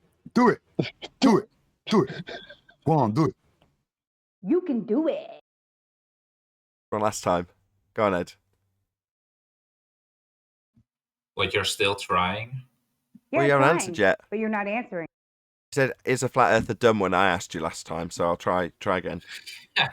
Is a gas You a sure solid? are a bunch of dumbasses, yeah. No, that's not an answer. Is a gas a solid, Ed? No, but it's the truth, though. No. And you're scared too. Was that the answer to my You're a bunch question? of No, or cowards. the answer to your own question? You're still No, running. Ed is only here for Adhom now. Yeah, seems that way. Wow. Nah, genius. Don't worry get to about debate. answering that question whether gas is a solid or not, because Rumpus in this very episode has said it is a solid, and then later said it is not a solid, while saying that gas particles or molecules or atoms in gas is solid. Don't worry, he doesn't know either. Right, Ed doesn't want to get it wrong, right? He needs to learn how to double speak before he opens his mouth. So at this point, it's Exactly. just going to obfuscate, tell us we're dumb, rather than answering. Is a gas a solid? Cool story, bro. You're still running. Shut all these people here listening to you. We're all asking, is a solid a gas? Why is it so hard for you to respond? Why are you running? Right, you're running. I think it's You because just if talking about he said There are it's third not. graders that can answer this question. No, I'm actually still here. I'm not muting. No. There are third graders that can answer this You're question. just obstructing everybody. You're Is just it a obstructing solid from or moving not? on by not answering a It's simple. single question and only. Okay, let's just try once more. Is a gas a solid, Ed? You're really desperate for that answer, aren't you? I'll tell you what. If you unmute a Rumpus for like Oh, it 5 could be minutes, for like 5 minutes at least, then I'll answer No. afterwards. How's No, that? Or we could just You know what you kick want to do? How about Let me get it straight. You think that us needing the answer to the question is a big enough bargaining chip for you to get some fundy zealot who just sounds like a stuck record repeating the same thing, ignoring everything put to him? You think that's a bargaining chip? Oh, no, I can just wave that to one side by asking Chocolate again. You know, Chocolate, is a gas a solid? Nope. Wow, that's so much easier for a flat earther. I wonder why it's so difficult for you. Wait, can so you got the accelerate up answer. and down at the same time? Can you you be got going the answer. upward? Can you be going upward while accelerating downward? Well, you won't answer the gas one because you're afraid. That's amazing. So you got the answer now. Now you can unmute him. So go ahead. Are you able to answer any questions? Are you Rumpus's greasy lawyer? Because Rumpus is Rumpus, usually right. playing the greasy lawyer. So are you his greasy lawyer today? It's amazing how What's going on? scared you guys are. Well, here's the amazing thing. how you When still can't Rumpus answer was a question. when Rumpus was unmuted, he was asked a simple Ed is question by Quantum Rumpus's Eraser junior and just representative. he refused to answer the question. So why should we unmute him? To I have a demonstrate question you're for not a Rumpus if coward. you want to bring him He's back in. just as bad at answering questions as you. Right, so you're still a coward then. Got it. Kick Ed. Wait. Kick. Nah, you're the coward, Ed. Ed. You're the You're sitting you're there the not bitch made answering guy the right now. questions and calling That's me you. a coward. You need to sit down and literally go back to school. honey. Ed, What the stop hell are you asking him talking about? questions. He's only there to try and get Rumpus unmuted, so just kick him. Yeah, but the rumpus is irrelevant. He thinks that gases are solid, but we're just trying to check with Ed, aren't we? Because surely he's not as thick as the rumpus. Really? Does he really think that? Let's hear Yeah, from because him. you guys have this, one No, but unified model, let's hear right? from You him guys... then. If he really thinks that, or if Sorry, you're we strong. established that with him. What are you on Ed. about? Hold on, let me just answer Ed.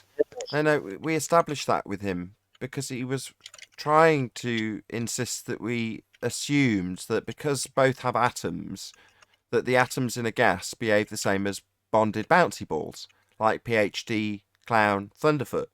So he's trying to say that solid bonded bouncy balls behave the same as gas because an atom of gas is the same as a solid single bouncy ball.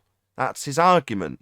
Did you not hear his argument? We heard his argument, so much so that I can now put that argument back to you. I'm his opponent and I know his argument. Do you understand? You don't understand. It's an analogy, apparently. Yeah, a false one. We pointed that out to him. Do you want to go through the same? It's a valid one. Maybe Perfectly within two valid. breaths of the debate, you can start interrupting me. So we'll try.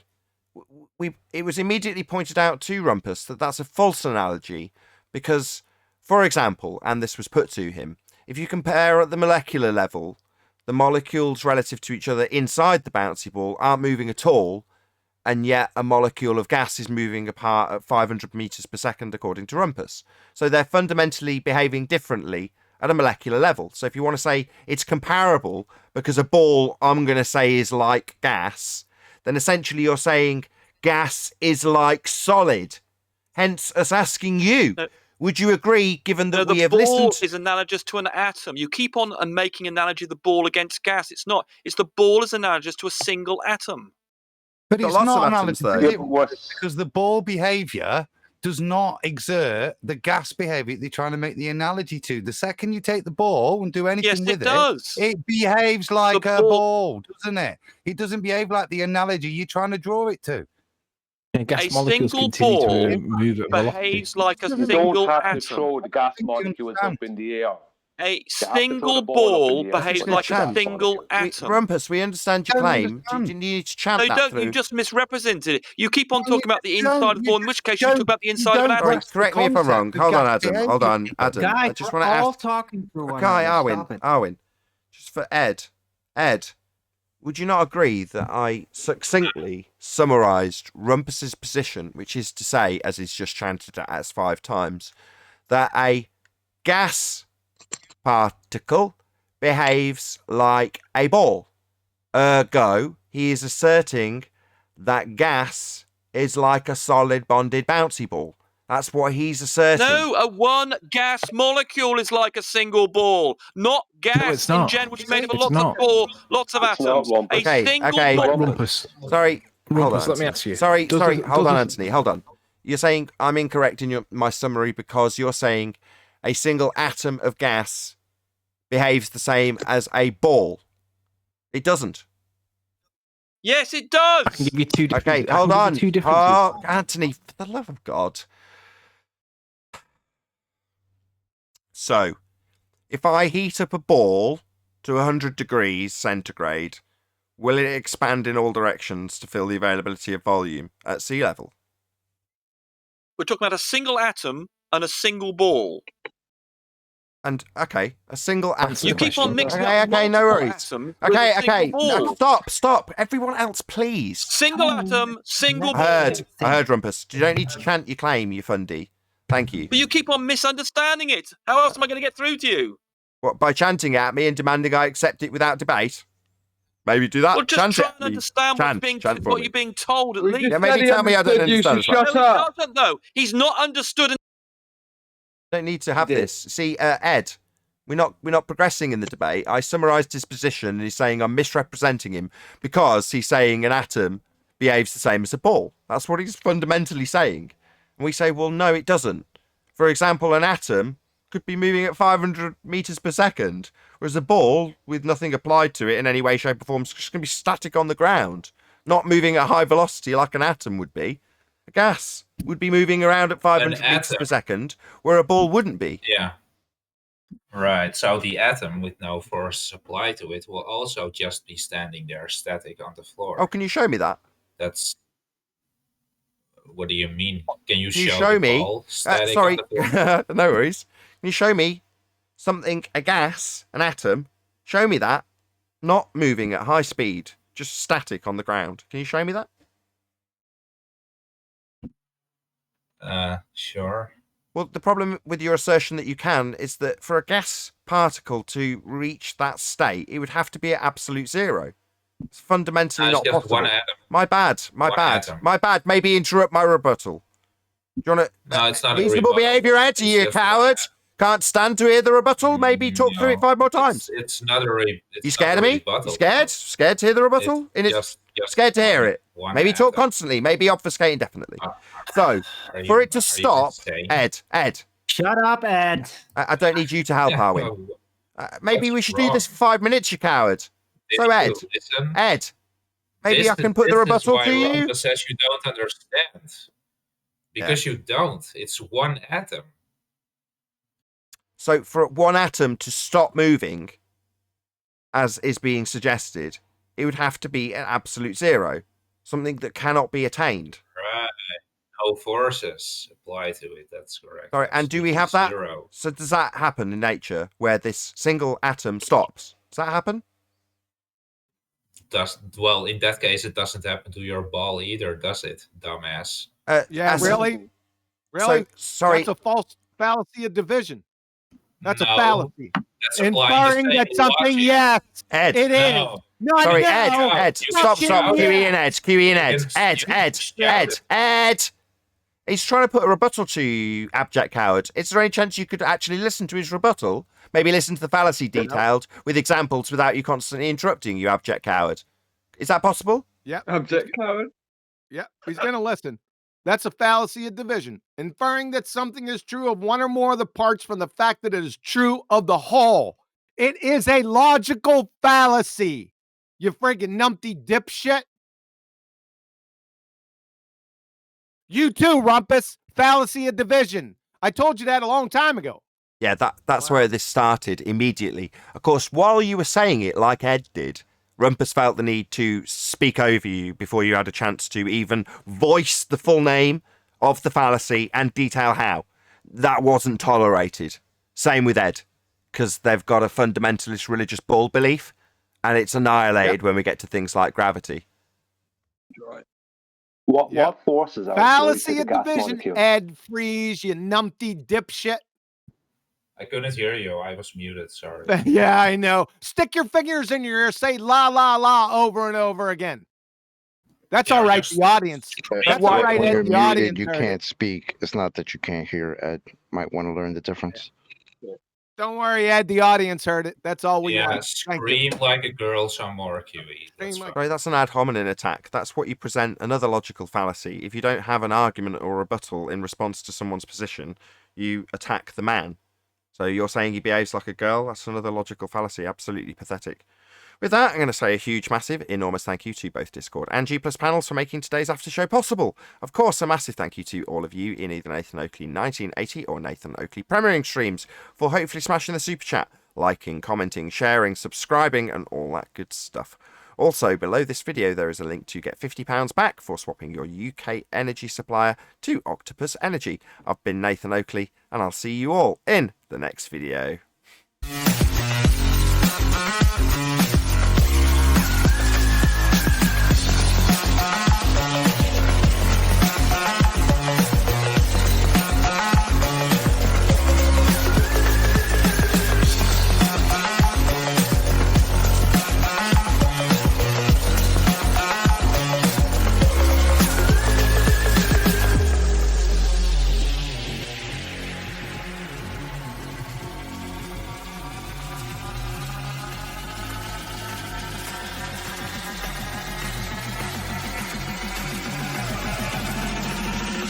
Oh, what a day!